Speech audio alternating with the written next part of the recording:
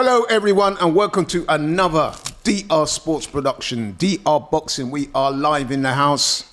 We are here. We're covering AJ's return. Yes, AJ, Anthony Joshua, in his big fight tonight, taking on Robert Helenius, a replacement opponent for Dillian White, who failed a drugs test. So they found a replacement, a suitable replacement, I would add, Robert Helenius. I'm here in the house today with my two guests. To my right, we have James in the house. What's going on, man?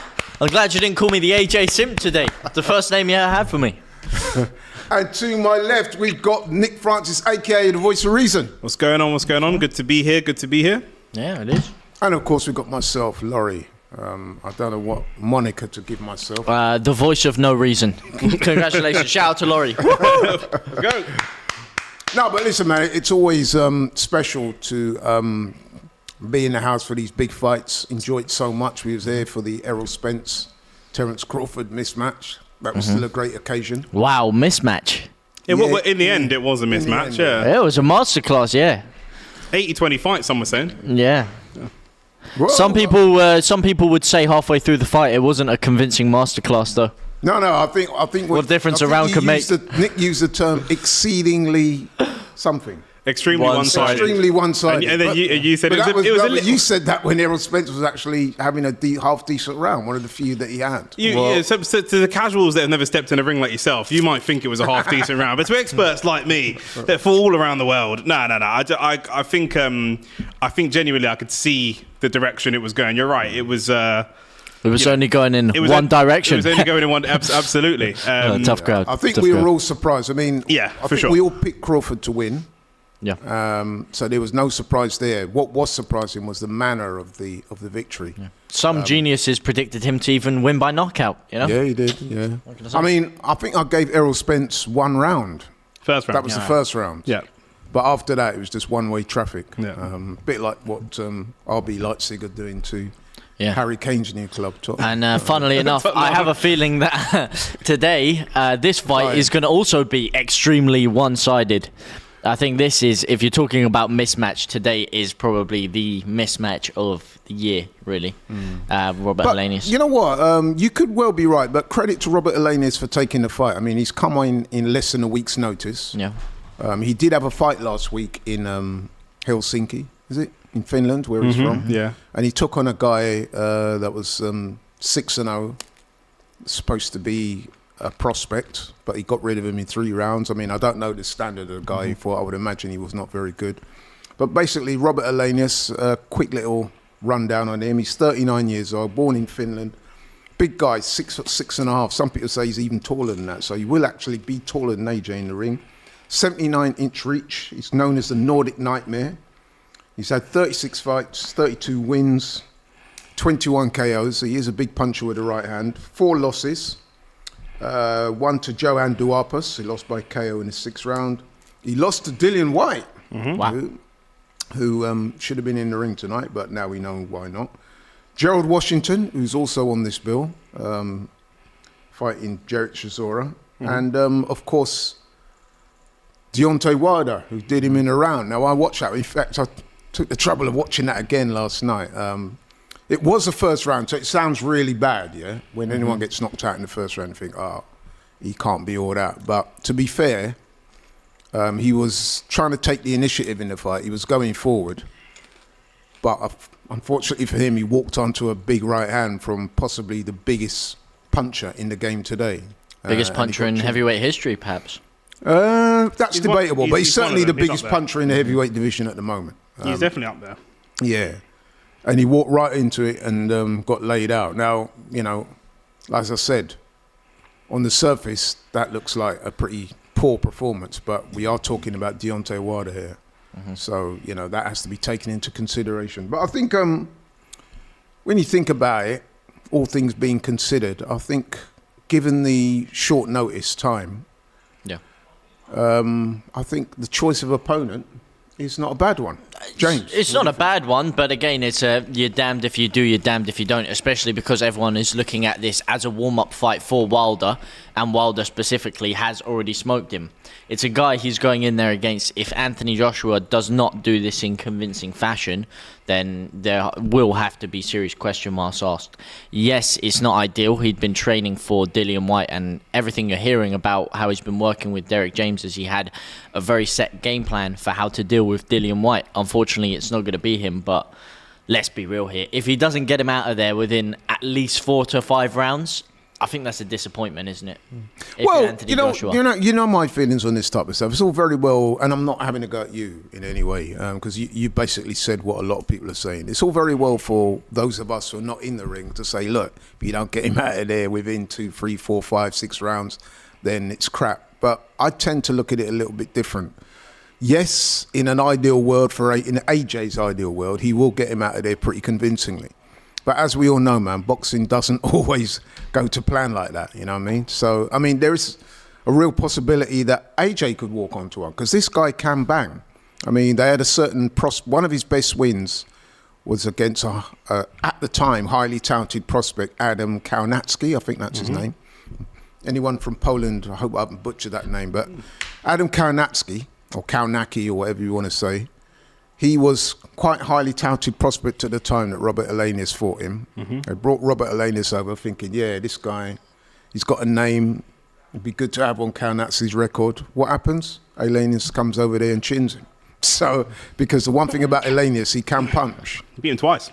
Yeah. So what did they do? They thought, okay, maybe he got a bit lucky. We'll bring him over again. What happens? Stopped him again. Well, it was a disqualification, but he was... But his age is a big factor at this, at 39 years of age, and especially, like you say, once you have been chinned once, especially in such devastating fashion, it can be easy for someone to find that again. He hasn't been flatlined like Deontay Wilder hit Helenius. Yeah, but you are right. I mean, Helenius' 4 defeats have also been by stoppage. Wow, I'm just watching here. I know. Harry Kane's going to be trophyless for another year. He's feeling like home from home. They're getting smoked 3-0 at home by RB Leipzig. But yeah, to go back to the boxing. So, yeah, Robert Helenius, big, strong guy, can punch. But as James has pointed out, he's perhaps not the most durable. In some ways, you could argue that he's a more viable opponent for AJ than Dillian is, simply because of the size factor. Dillian is a lot shorter. And obviously, Deontay Wilder's 6'7". Helenius is about the same. So in that regard, you could make a case for Helenius being a decent opponent. Nick, what's your views on Robert Helenius? Yes, it's like James said, you're damned if you do and you're damned if you don't. It's a bit of an uninspiring one for me, given the people that he's lost to and the people that he's fought in the past. You know, AJ is going to feel under some pressure to put on a big performance because you can't help comparing one result versus another. You know, he's been stopped 4 times against people that AJ would consider himself to be in the same sort of class as, or maybe even a class above some of these guys. And so he's going to feel that pressure. You know, if he goes out there and wins a comprehensive 12-round shutout, will that be enough? Will that people will still demand more, especially because AJ started his career as a knockout artist. That's how he's known. People might not ask that of Tyson Fury, because although Tyson Fury can punch and we've seen him stop people, he's built his career off of being a great technical boxer. AJ hasn't. He's built his career off of being a knockout artist. And against someone like Helenius, if he is overzealous and you know doesn't pick his moment right, he can get caught. So maybe, you know, on that basis, maybe it is a better opponent than I'll give it credit for. And then of course, it's a no-win situation again, because if he does knock him out, they're going to say, well, it's 1 week's notice. He wasn't training for AJ. What does that prove? And if he doesn't knock him out, it's going to look really poor. So it's a bit of a lose-lose. And obviously, look, you can't put that down to Anthony Joshua. He's a professional. He's going to fight whoever he's put in there with, and fair play to him and fair play to Eddie Hearn for getting it done. But, you know, it's really, really poor for on the part of White, and I think you know, a lot of people are going to be looking at him for all the wrong reasons. But that's my thoughts on the opponent. But it could still be a cracking, entertaining fight. But in terms of the overall boxing, professional boxing heavyweight landscape, I'm not sure this moves the needle in any particular direction. What do you guys make on Dillian White? Do you think he's 100% guilty? Because I know you're a strict liability man, aren't you? Yeah, I am a strict liability man, meaning that you are responsible for what everything that's in your body. Dillian knows the rules. Listen, we still don't know too much about it. We know there was a so-called adverse finding in his drug test. That would suggest he's taken something. Well, it doesn't suggest. There's something in his system that shouldn't be there. The noises coming from Dillian's camp is that he's done nothing wrong and that he's going to clear his name. Now, listen, for Dillian White's sake, I hope he does clear his name. But I have to say, it doesn't look too good for him. I was on another show very scathing of Dillian, and then I thought to myself, maybe I shouldn't be, in light of what happened with Conor Benn and stuff, maybe I shouldn't go too much out. So you wanted to sit more on the fence? Is that what you're saying? No, I'm not going to sit on the fence. At the moment, unlike in other areas where you're innocent until proved guilty, when you fail a drugs test, you're basically guilty unless you can prove innocent. But this is the thing. There's so many people. It seems everyone that's getting hit with drug bans is getting proved innocent and overturned recently. Surely there must be ways that these athletes are getting around these tests or these bans. There must be ways of proving themselves innocent where some of these people aren't innocent, because there's too many cases for me where people are skirting around this now. Well, the thing with the thing with Dillian is, right, let's be honest, man, it's not his first rodeo as far as failing drugs tests are concerned. No. So if we go Allegedly. back to, I think it was 20... It's not alleged. You need to stop saying the word allegedly when it's not applicable. Right, so we know that he's failed a drugs test early on in his career, okay? Now, Dillian's defense to that was that he bought an over-the-counter supplement that at the time he never realised was tainted. Was on the banned list. That substance being Jack 3D. Now listen, you could give him a pass for that. Because it is possible, isn't it? Like, you know, I know a lot about Jack 3D contained a lot of stuff, that's for sure. No, I'm not aware of these things. It was like an old hardcore bodybuilding pre-workout that contained a lot of banned substances. Okay, so apparently the Jack 3D that he took was banned, but at the time when he took it, he's saying he didn't realise it. So you could kind of just don't. I still, still strict liability, but hey, if you want to say that is a mitigated circumstance, I can understand that. That's that, yeah. Then we move on to the Oscar Rivas fight, the notorious Oscar Rivas fight, where Dillian allegedly failed a drugs test, and shamefully, Oscar Rivas and his people wasn't even informed at the time. They went on, they had the fight. Dillian won a points decision, and that was an eliminator for a world title. So the whole circumstances surrounding that was very dodgy. I'm not going to go into it too much, but I don't know how you can have a guy fail a drugs test and not even inform your opponent until after the fight had taken place. That's very... Anyway, so there's that. And now we move to this. So, as I said, Dillian's got form for this type of behaviour. So Dillian coming out now and saying, I've done nothing wrong, it's a stitch-up, somebody must have spiked my whatever it is. A lot of people, and I can understand, they're not hearing it, man. They're saying, listen, bro, you know what I mean? You should know better. I don't care whose hand you shook, at the end of the day. So, you want to shake hands with the devil, that's what's going to happen to you. Nah, look, like you say, it is very poor form. The fact and that you guys know, right? You know me well. I feel quite strongly about PEDs in boxing, especially. In any combat sport, it's a life or death situation to be using steroids. These guys are big, powerful, strong guys, right? And if you're loading up on gear, making yourself stronger, more durable, more cardio and all the rest, it's potentially dangerous. It could be potentially fatal. Yeah, and because of the extra power you have from steroids, you could end up killing someone. Exactly. You know what I mean? So, you know what I mean? I feel quite strongly about this. And you guys know as well that... I've had a go at Tyson Fury, and I will always have a go at Tyson Fury. As far as I'm concerned, he's a drugs cheat. So the way I look at Tyson Fury and people like Canelo, Tyson Fury, yes, you've done great things in the sport. You're obviously a very good fighter. Some would say a great fighter. But I cannot hide from that. You know what I mean? I cannot not take that into consideration when I'm measuring your achievements, and you know what I mean. I just cannot. The only thing that makes it a tricky situation for me is I feel there are so many athletes. I mean, not just in boxing, all sports, but especially boxing, that have not been caught, that are definitely using stuff. Obviously, there's no way of proving it. I shouldn't say definitely, but I feel there are so many more out there that are getting away with it, that have some sort of substances in their body that aren't. But I feel like the science and the medical teams that a lot of these people have are so far ahead of testing agencies that there are so many people that are actually getting away with using things. And there's so many tales of fighters 10, 15 years ago being open about things and about other people and experiencing it, mostly within UFC. Well, I don't know how their libelous laws work, whatever, the way they talk, but man, the science and the information that these doctors have is so much higher than the testing regulatory bodies. That is stupid. They need to really update their game with a lot of these things. Also, how are these tests being found so close to fight date?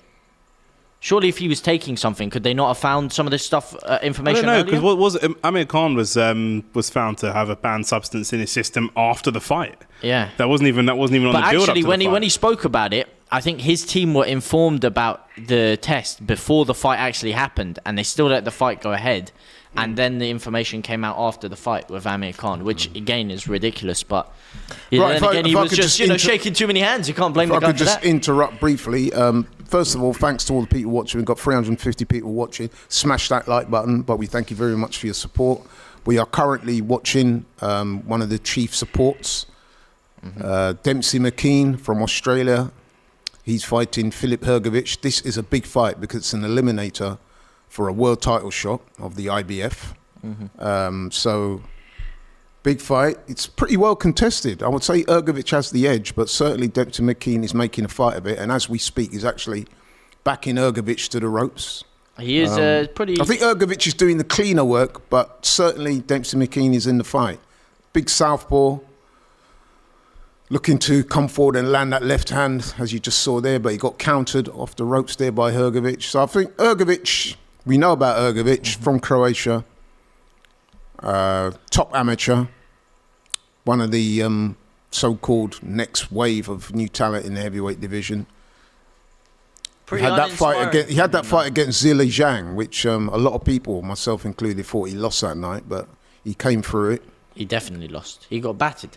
He didn't just lose. He got convincingly battered, and that's why I would say this is slightly uninspiring for him, because that was, I believe correctly, a number one contendership fight in which Zhang should have won and got robbed against Hergovic. Now Hergovic, you have to prove your place there and put on a convincing display. And today, but at the time, a lot of people kind of, was quite dismissive of Hergovic because they didn't think Zhang was that great. But then we saw what Zhang done to Joe Joyce. Yeah, but I mean, Zhang won that fight. And no, listen, I'm with you. I eyes. thought Zhang won the fight. I think he won it by at least a couple of rounds. But Hergovic got the nod. To be fair to Hergovic, I know that he was going through some personal problems around about that time. Hang on. How many times when I've been speaking about Teofimo Lopez or other people and I've said personal problems, have you come at me, I don't care about personal problems, everyone's going through personal problems. Yeah, they Doesn't are. mean But anything. but what I'm going to say next, you might want to listen before you say that. Filip Hergovic's dad was very sick at the time. He subsequently lost his dad. Now, listen, I don't care who you are. If you've got a very sick parent, it may affect you, how you perform in the ring. So I am going to cut in some slack for that. But we do know that boxers are notorious excuse makers, but I think it's fair to say that that is a valid excuse. Nick, Hey, rest in peace. let's come to you. What do you see of this fight so far? It looks quite entertaining, Yeah, for sure. quite competitive. Yeah, I mean, I neither think one of Dempsey them. McKean won that round, by the way. Neither one of them really is rising massively above the other, and neither one of them really is putting on a show to look like the next big the next big thing. And I think it's a tough one because we know Dempsey McKean is not the cleanest, not in terms of dirty, but he's not the most technical fighter. He's getting maybe dragged into Hergovic. Hergovic getting dragged into his style of fight. The things are going a little bit more the way that McKean would want them to go. And Well, Dempsey McKean's a big, strong guy, 6'7". He actually started boxing quite late, apparently, well into his 20s. He was pursuing other sports, I think it's MMA he was into before. Yeah. He decided to give boxing a try. He wanted to make some money. So. Yeah, exactly. Yeah.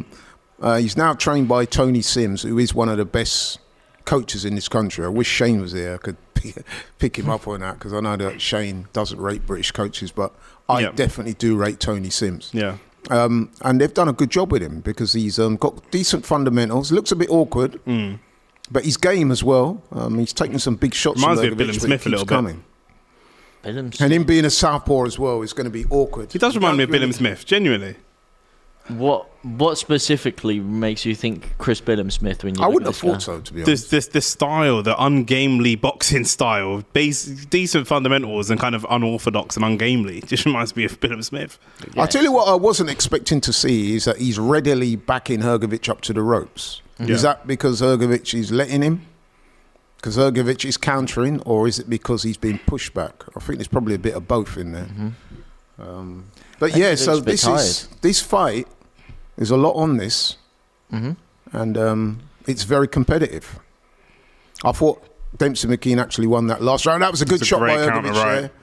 Good, but he comes straight back. I think you're seeing a bit of ring rust almost from Hergovic as well because he hasn't fought in a year.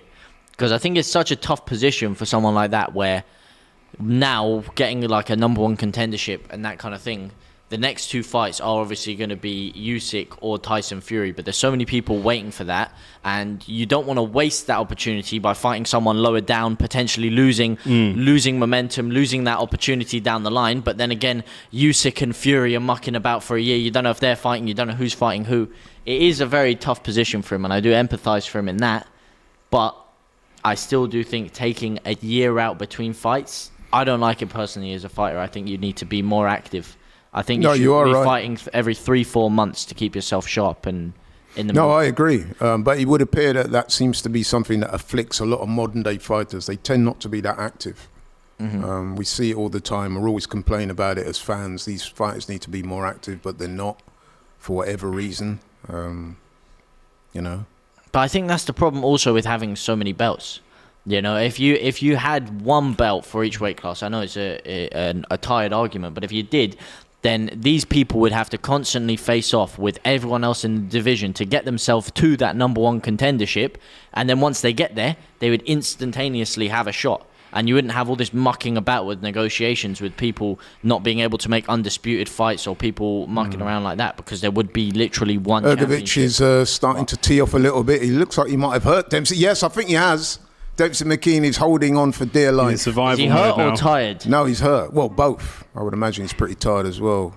He's shipping a lot of punishment. Now. He's fighting back, but if anything, Hergovic is tired. If he had a little bit more in the gas tank, he could just position himself right, because he is trying to land a blow, but it's not really clean. One thing I've noticed that Hergovic has been doing in this fight is that he's actually countering. So what he's done, he's waiting for Dempsey McKean to lead, making him fall short and immediately coming over the top with the right hand. And that is what brought upon Dempsey McKean running into that. Oh, look, he got caught right again there. Yeah, he doesn't like it. That's the end of the 9th round, I think, going into the 10th. He looks in a bad way. He sits there and he's in survival mode. He looks a bit sorry for himself. He looks at Tony Sims. Tony Sims chatting in his ear. Yeah, he looks a bit beat up in that round. I will say really quick, we've moved on from the topic, but I didn't get to, obviously we were talking about the fights, so I didn't get to say anything on the Dillian White stuff, and I would say I have zero empathy for Dillian White and for his situation. Zero. Listen, me too. Yeah, he has a team. Dillian White has made enough money that they're not knowing, and it was an accident and stuff. I can buy that maybe more from the first one, smaller fighters that aren't making a lot of money and different things like that. But these guys have enough people in their team to know exactly what they put in their body. Nothing should go into your body that isn't legislated. I mean, you know, I know people that don't drink tap water from certain areas, Laurie, because they don't like too much. Well, whatever, different areas of different tap water. You can know everything that goes into your body these days. It's not difficult. Even with the Jack 3D thing. I mean, if you Google Jack 3D, the first thing that comes up is, why did Jack 3D get banned? And that's an article from 2013. There are multiple articles saying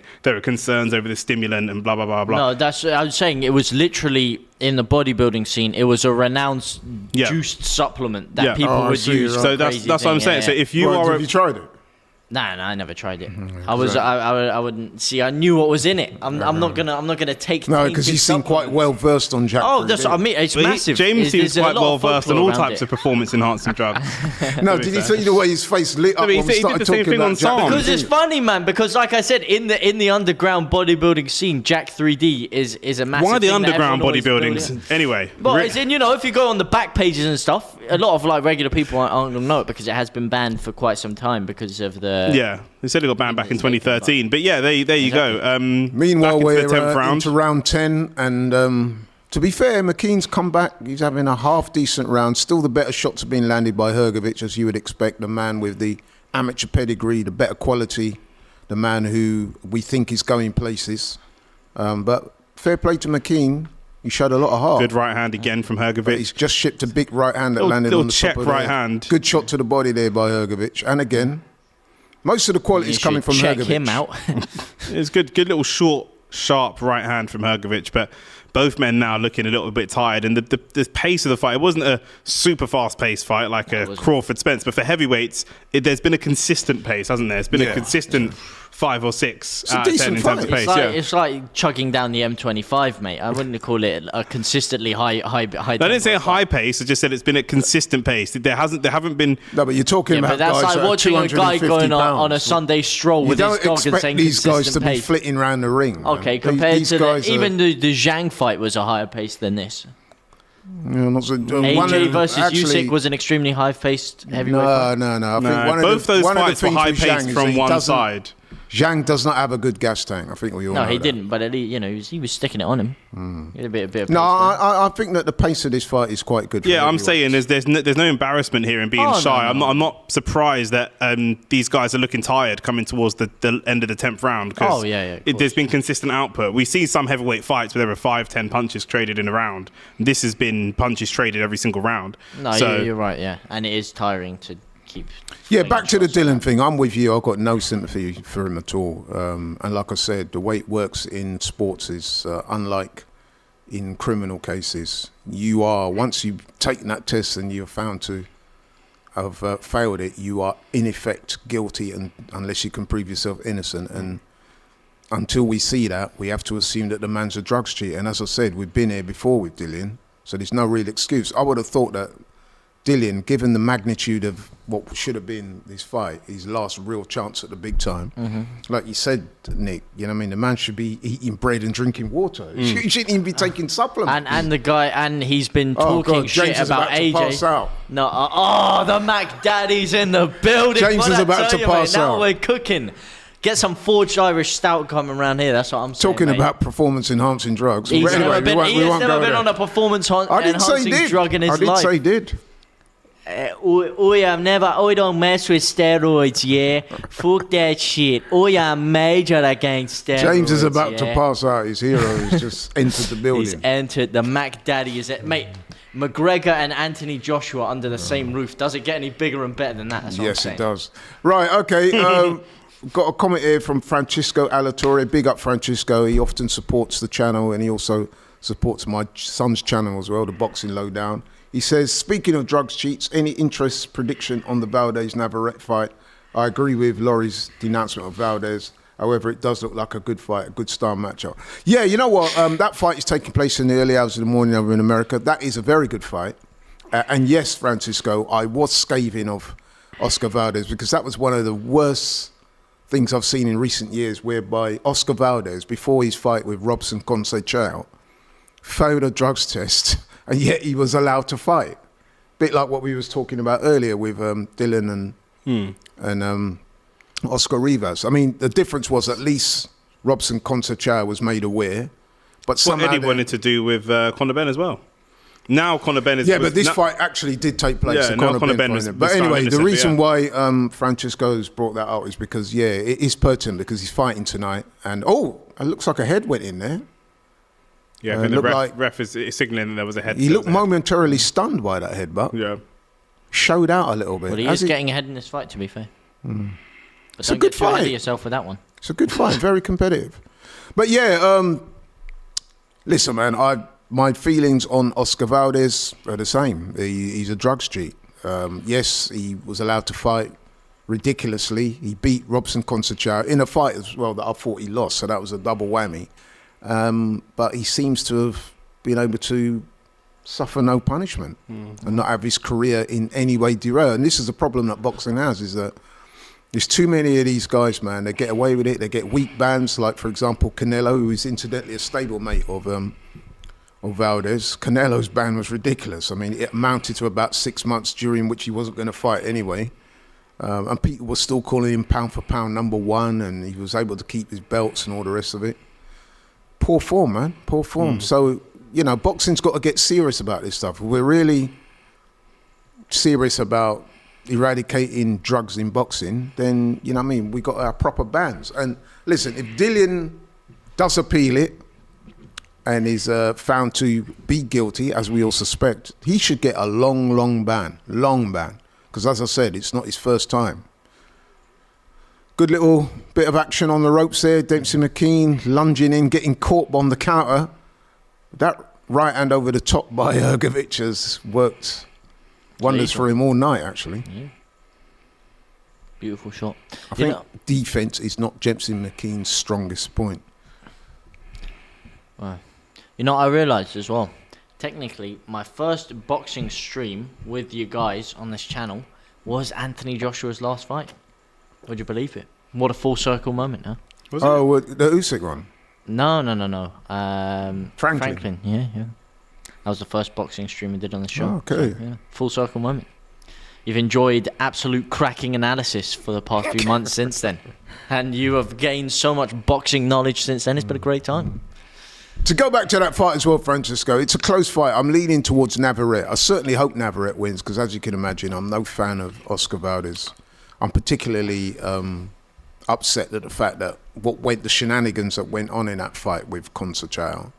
That being said, Valdez is a very good fighter, so it wouldn't surprise me if he won. It's a 50-50 fight, but I'm edging towards Navarrete, and I hope Navarrete wins.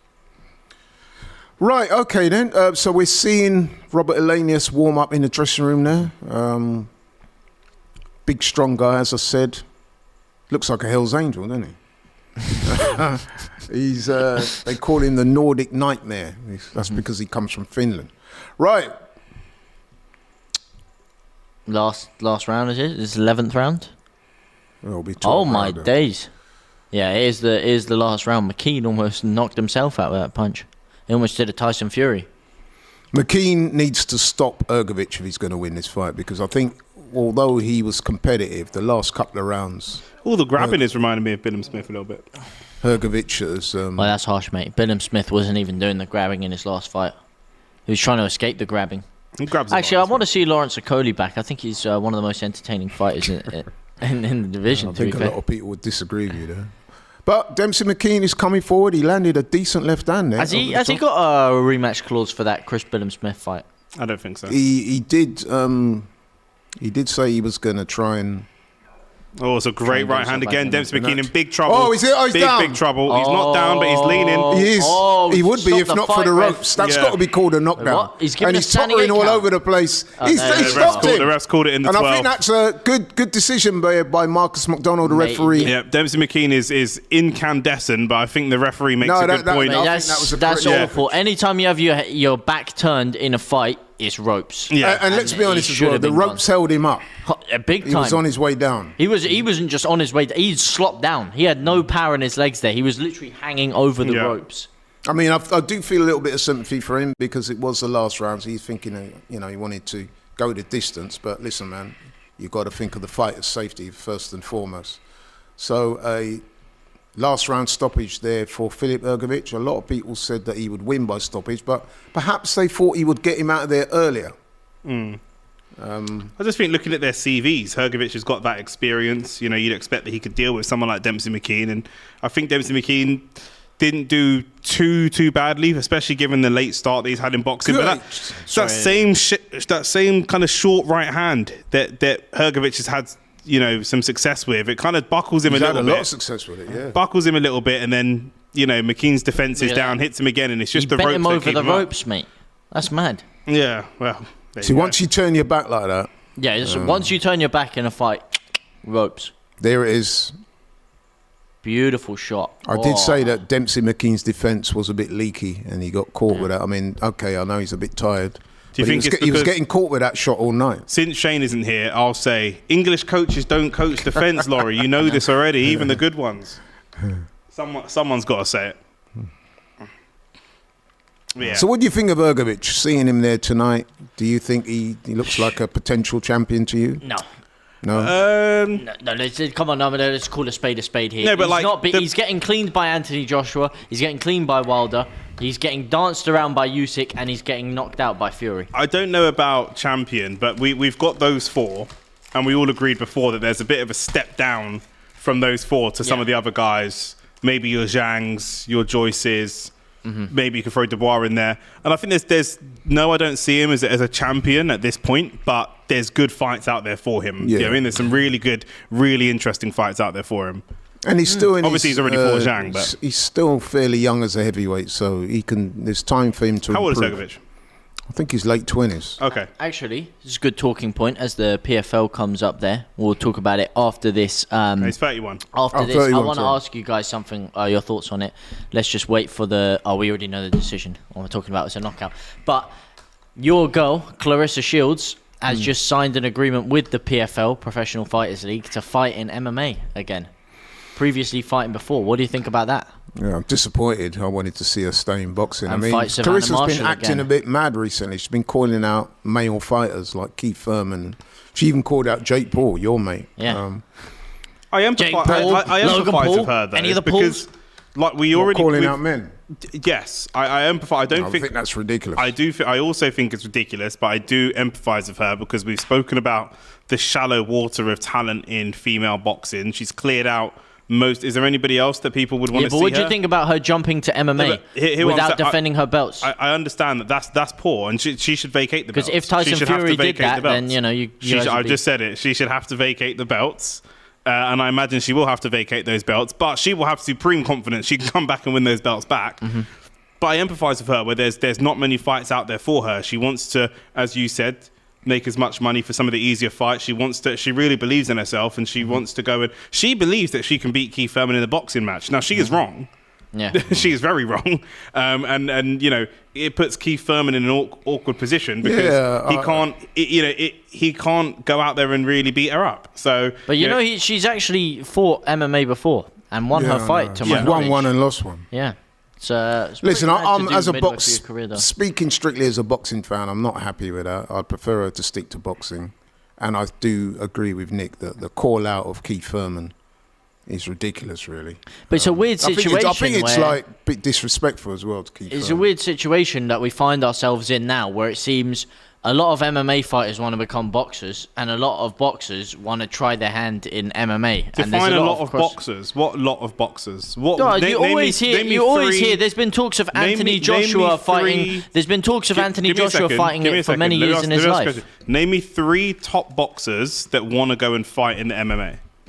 There's been talks of Anthony Joshua doing it for years. Tyson Fury has mentioned doing it for but years. people that are Claressa serious. Shields have done it. Claressa Shields is one. Yeah, but no, if you're talking actually making it, but there's a lot of that have spoken about it and have toyed with the idea of People it. can talk bollocks all they want. They're not going to do it. They're saying it for promotion. No, they're not saying There's it a for lot promotion. of MMA people- fighters that want to come to boxing, but you can't but that name me have 3. also not done it. Yeah, of course I can name can. me- you I can't- just named you 3. AJ, Tyson. No one that's AJ has never said he wants to go in. He's never, but there's been a lot of rumours Yeah, of but he's it, never a lot said of that. rumours of it. AJ has Tyson never Fury said that. himself has said he wants to. But Tyson Fury is and the he's least champ. reliable person on the planet. I would trust Tony I Blair more disagree. than I think Tyson everything Fury. he says is pure factual, to be honest with you. If you're going to sit here and tell me that you listen to what Tyson Fury says, then I'm going to doubt your veracity. Right, so we're not counting them. So apart from Claressa Shields, don't try and throw these semantics in there. Oh, name me this, what do you name me mean? that. Semantics. You said we're seeing a lot of people, boxers that want to go into boxers MMA. have spoken about it, and a lot of MMA fighters have spoken about it. Do I have the list of every single person that said it? No, but there's been a lot of conversations between the two because now there are two massive spurious. sports. It's not. I must say, I've not seen that. I don't know where you I come don't know from what with you guys are living under. Well, a rock, name mate. names. That's why I just asked I him. just named 3 names. Yeah, but you We've got it never heard wrong Anthony because Joshua Anthony say- Joshua's never said that. Claressa Never. Shields Yes, has said Claressa it. Shields is one. Tyson Fury has said it. Okay, we're disputing that, but that's no, two. what do you mean you're disputing it? He has said it. He's literally trained with Nick Diaz in MMA. Okay, that's two. Tony Bellew's trained with MMA fighters. Tony Bellew's retired. He's retired. He's never said he wants to fight MMA. He has spoken with MMA fighters and he's trained with Anyway, them. let's move on. He never said he wants to. He specifically that said argument is not really going anywhere. You're trying to pull the semantics in there to what was a very simple point. To be honest with you, I don't think that's going anywhere. I agree with Nick.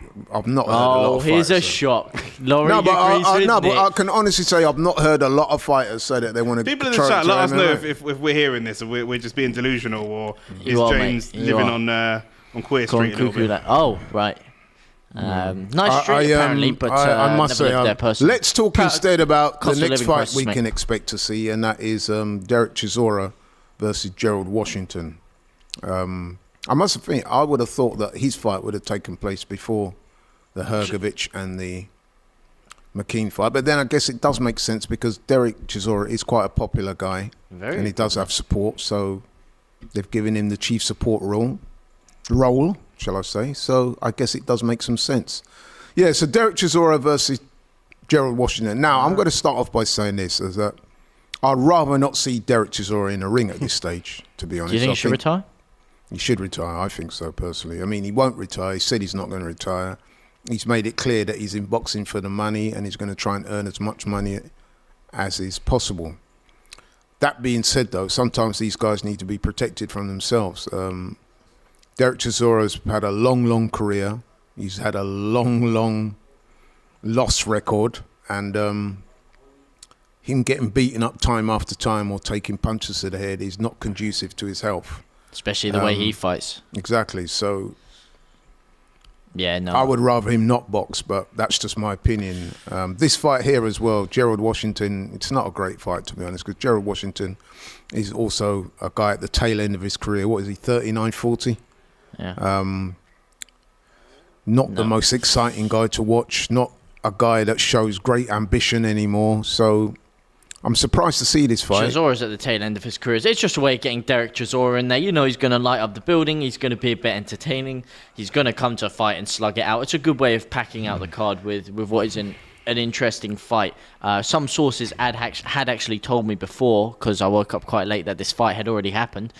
Those sources were, of course, as we Probably know, the same now sources that incorrect. Told you AJ wanted to do MMA. It was a source quite close to you, quite near and dear to you. Actually, funnily enough, I will not name names and dub anyone into it. You can name Mr. Nick It wasn't J. me, Francis. that's all I know. It was Mr. Nicholas J. Francis himself, and I was quite disappointed because I am actually very excited to see him fight. And he needs, as you said, he needs a way of funding all those Five Guys burgers that he seems to be obsessed with eating. Well, I know he's talking as Five Guys. He's sponsored by Five Guys for this fight. Well, I'm not surprised. He's always buying their burgers after every fight. It's giving them free promo. We have a super chat here from Paul 2011. Hated on Tyson Fury when he has clearly shown he is the best despite not being promoted as a media darling. Who's hating on Tyson Fury? Because I called him a drug street? I'm not That sure. is fact. You guys are always hating on him. It's not hate. How is that hating on him to call him a drug That's street? not the thing I'm referring to. You guys are just extremely overcritical I said of that him you and cannot giving leeway trust to what other comes people. out of The his number mouth. one- Hang on. Go on, Let me pick him up on this. I said I've been quite consistent with my views about Tyson Fury. I've said that the guy is a very talented fighter. I've even said that even though he ducked Usyk, which I think we can all agree on, that I do think like he is probably the best heavyweight out there, although he does need to prove it because he does have a real and viable contender in Alexander Usyk for those titles. So until he actually fights him, there is some debate as to who's the best, but I'm kind of giving him the edge right now. You guys are a bit more harsh on him than other fighters. fighters, If I could just aren't you? finish, what I have said is that I don't like and agree with a lot of his out-the-ring antics, which is my prerogative. I don't think that's hating on him. That's just me Can I being clarify me. mine as well? All I said is that he is unreliable in terms of he frequently says things that he's not going to do. So just to specifically, lie? 1 second, specifically to the argument that James said that Tyson Fury has shown real ambition to fight in the UFC. We've never seen Tyson Fury show real ambition to fight in the UFC. We've seen him train with different fighters and have a bit of fun and do things like, because he's a bubbly character, but I have not seen anything serious to make me, I wouldn't put money down on us seeing Tyson Fury fighting at MMA in the next 5 years. I would feel like I'm losing my money. That's it. And of all the people that I am probably the most critical of in terms of the heavyweights, it's probably AJ. AJ's the one I'm probably the most critical of if you watch do our boxing content on a regular basis, AJ's the one that I probably give the most heat. I think that's fair. You guys are slightly biased against Tyson Fury, innit? The way you speak is a little bit more harsh on him than others. When people say we're hating on Fury, I've said, like, I've made it unequivocally clear, I don't like a lot of the stuff that surrounds Tyson Fury outside the ring. He's not the only. I've said that of several fighters, right? Yeah. So at the end of the day, if people want to say that's hating, then fair enough. But I've given the guy credit for what he does inside the ring. I repeat, a lot of the stuff that goes on outside the ring with Fury, I'm not a big fan of now. It's funny how a lot of those things were ignored, because before he actually got really fat and or gained all the weight, and then subsequently before that, well, he self-admitted you're hating. He was 20 something stone. Hater. But before he came and lost all that weight again and did all that, he had said a lot of very, very controversial, shall we say, comments in the media, and a lot of crazy things that when he went on his whole mental health fix kind of thing, a lot of people did actually kind of forget and brush under the carpet. He's had such a weird career in that he was vilified by the media and by everyone around him. Then he went and lost all the weight and did something that was tremendous in what he did and came back and beat Wilder. Then all of a sudden he was the hero and AJ became the villain. But this past year, the way he's conducted himself, I think it's mostly not making fights and just saying things that sometimes he says things and then his actions will be completely different. That's the thing that I can't legislate for is, you know, if someone says something, you want them to be a man of their word. As a man-to-man thing, you want them to stick to their word. And the way he's conducted himself in that sense, that's the only area in which, you know. Sorry, he's really we've got a super chat here. So it's Paul 2011 again. 2011. Yes, 20 and then 2011, but 2011, whichever way you want to say it. Thank you for the super chat. He says he is not a drugs cheat. He took drugs socially to get over mental health struggles. Let's not act like things don't go on behind the scenes. 1 second before you chime in, Laurie, because he's going to burst. Paul, in 2017, Fury got a backdated 2-year ban because he was found to have tested positive for a banned steroid called nandrolone in early 2015. He is a proven drugs cheat, Paul. Maybe you don't know that. We're not talking about the mental health stuff that happens. I think he's referring to the cocaine ban when he said that. Don't care about that. We're not talking about that. That's a different thing. Tyson Fury, and I think he's a fantastic fighter, but he is a proven steroid drugs cheat. That is actually proven. So with respect, that guy there just proves what a lot of people think about Tyson Fury and his fan base. They've got people who just basically ain't got a clue. How can you send in a super chat like that or not know that Tyson... Well, I think you should keep sending the super chats in. I think it's very much appreciated. And then we've got another super chat. Thank you for the super chat, by the way. 123. Thank you, Curved Glass 123. My guy. Is that your guy? Right. Yeah, that's my guy. Really? Yeah, he's slagging me off, isn't he? No, he said Laurie getting schooled by White chap. Oh, by me, exactly. So there you go. Well, he's not slagging you off. He's unfortunately a gooner, you know, but he's you know, calling him a white white chap. I think he's slagging you off. Nah, he's a regular in the streams. He's been in my streams for a couple of years now. I love shout out to Curved Glass, man, a real G. So Paul. Yeah, so like I said, he's actually very big in the community. I just wanted to clarify that we're not talking about the stuff that happens outside the ring or any recreational drugs or whatever. Just performance enhancing drugs is what we're talking about, and it is proven. But listen, what was his name? Paul, the guy that sent in the first Paul Breach. Paul, who said he wasn't a cheat. 202011. So 2020. I hope we've enlightened him. He will go down as a drugs cheat because he has submitted an adverse finding for PEDs, and that is fact. That is on the record. You can choose to ignore it if you want, but that is fact. Oh, Joe Depp's in here as well. All the boys are in here, mate.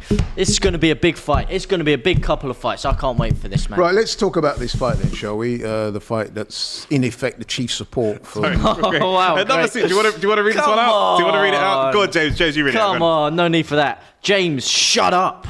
All right, well, probably a lot of people want to say it, to be fair. Yeah, Fury defeated, this is a super chat, by the way, 100, I don't know what currency that is, but 100 big ones from Himashu Yadav, my man. James, shut up! Fury defeated 40-year-old Vlad while being juiced, and fraudulent Wilder, who had no one on his resume. He is a duck and also terrified of Usyk. I don't think he's terrified of Usyk. Well, I want to know. I don't think he's terrified of any man. Well, I want to know, James. And you're right, his resume is not as impressive as someone like Anthony Joshua, but that's a different point. How on earth has Laurie managed to sit here and type that super chat at the same time? Absolutely unbelievable from Laurie there. I don't know how he has. But hey, feel free. If you guys want to donate and tell me to shut up, I'll happily take it. Right, okay. As we look back to the screen here, we can see Gerald Washington is about to start his ring walk. Gerald Washington from America, 26 fights, 20 wins, 13 KOs, including a KO win over Robert Helenius, as I mentioned earlier. 5 losses by KO, all of them, and he's got 1 draw. He is trained, interestingly enough, by Malik Scott, who is the trainer for Deontay Wilder. And I know that there was some talk of Gerald Washington being AJ's replacement opponent tonight, but it never worked out. But I would say that even though he has a win over Robert Helenius is probably a bit fresher, the fresher of the two, if that makes sense. I know some people will say it doesn't make sense, but hopefully you'll understand what I'm trying to say. Gerald Washington's been accused of, how can I put it without being too derogative, not showing as much ambition as you would expect from a top-level heavyweight. In other words, what they're saying is when the going gets tough, he can mentally check out. Now, I hope that's not going to be the case today, because one thing we can say about Derek is we've highlighted Derek's shortcomings in terms of what he's still got left. But the one thing you can never level at Derek Chisora is that he doesn't give off his best. He doesn't show heart. And he's one of the most game fighters, boxers I've ever seen. Bless you. Yeah, he'll definitely. He's definitely in there for the long haul. Same cannot always be said for this guy. That's just what people are saying to me or what I've read. Yeah, after a couple of bangs from Derek, he might be on the first fight back to Washington. But listen, he. You know, in his heyday, he was a good fighter. I remember seeing him many years ago. He gave Deontay Wilder a real good argument. He was actually ahead on the cards up until he got stopped in that fight. So, you know, he does have ability, and hopefully he does have some ambition left. And I think if he does, he might give Derek a real hard night, because, as I said, Derek is long past his best. So. It was one of the names that was thrown out there to be the replacement for I did say that earlier. A few people were looking at this fight. So, and it could be a fight that AJ looks at further down the road if he can't get the fights that he actually wants, provided he can get through Helenius relatively unscathed. So, you know, it's a big opportunity for Washington to put on a good display, get himself a good payday, but secure future paydays as well, because, again, you know, he's just not quite in that title crop, but not far away from it. James, have you got another super chat? I do have another super chat. Curved glass, mate. What a guy, man. James should be sitting in the middle. Thank you very much. I reckon Curved Glass is AKA your family member or something. Yeah, he's not a family member. He's a lovely guy, mate. He's a lovely guy. Thanks. You know him, appreciate right? it, man. Huh? You know him?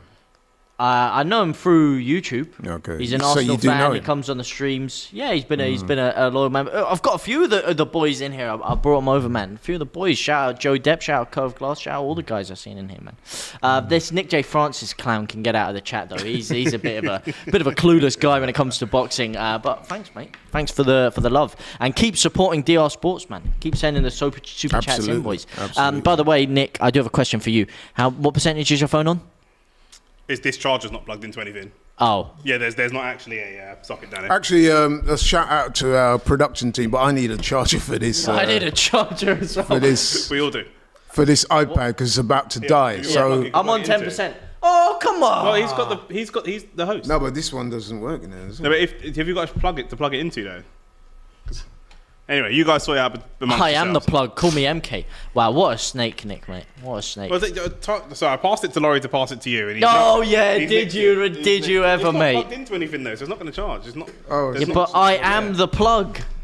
Okay. And for all these people talking about Leeds, mate, shut up. While you guys are sorting this out, I'm going to read through some comments. Leeds have a worse defence than Gerald Washington. Nick and Laurie keep missing your witty comments. I think you're funny. Don't shut up, says Debs. Oh, Debs. thank you so much, man. I do think he's funny. I think he's a clown.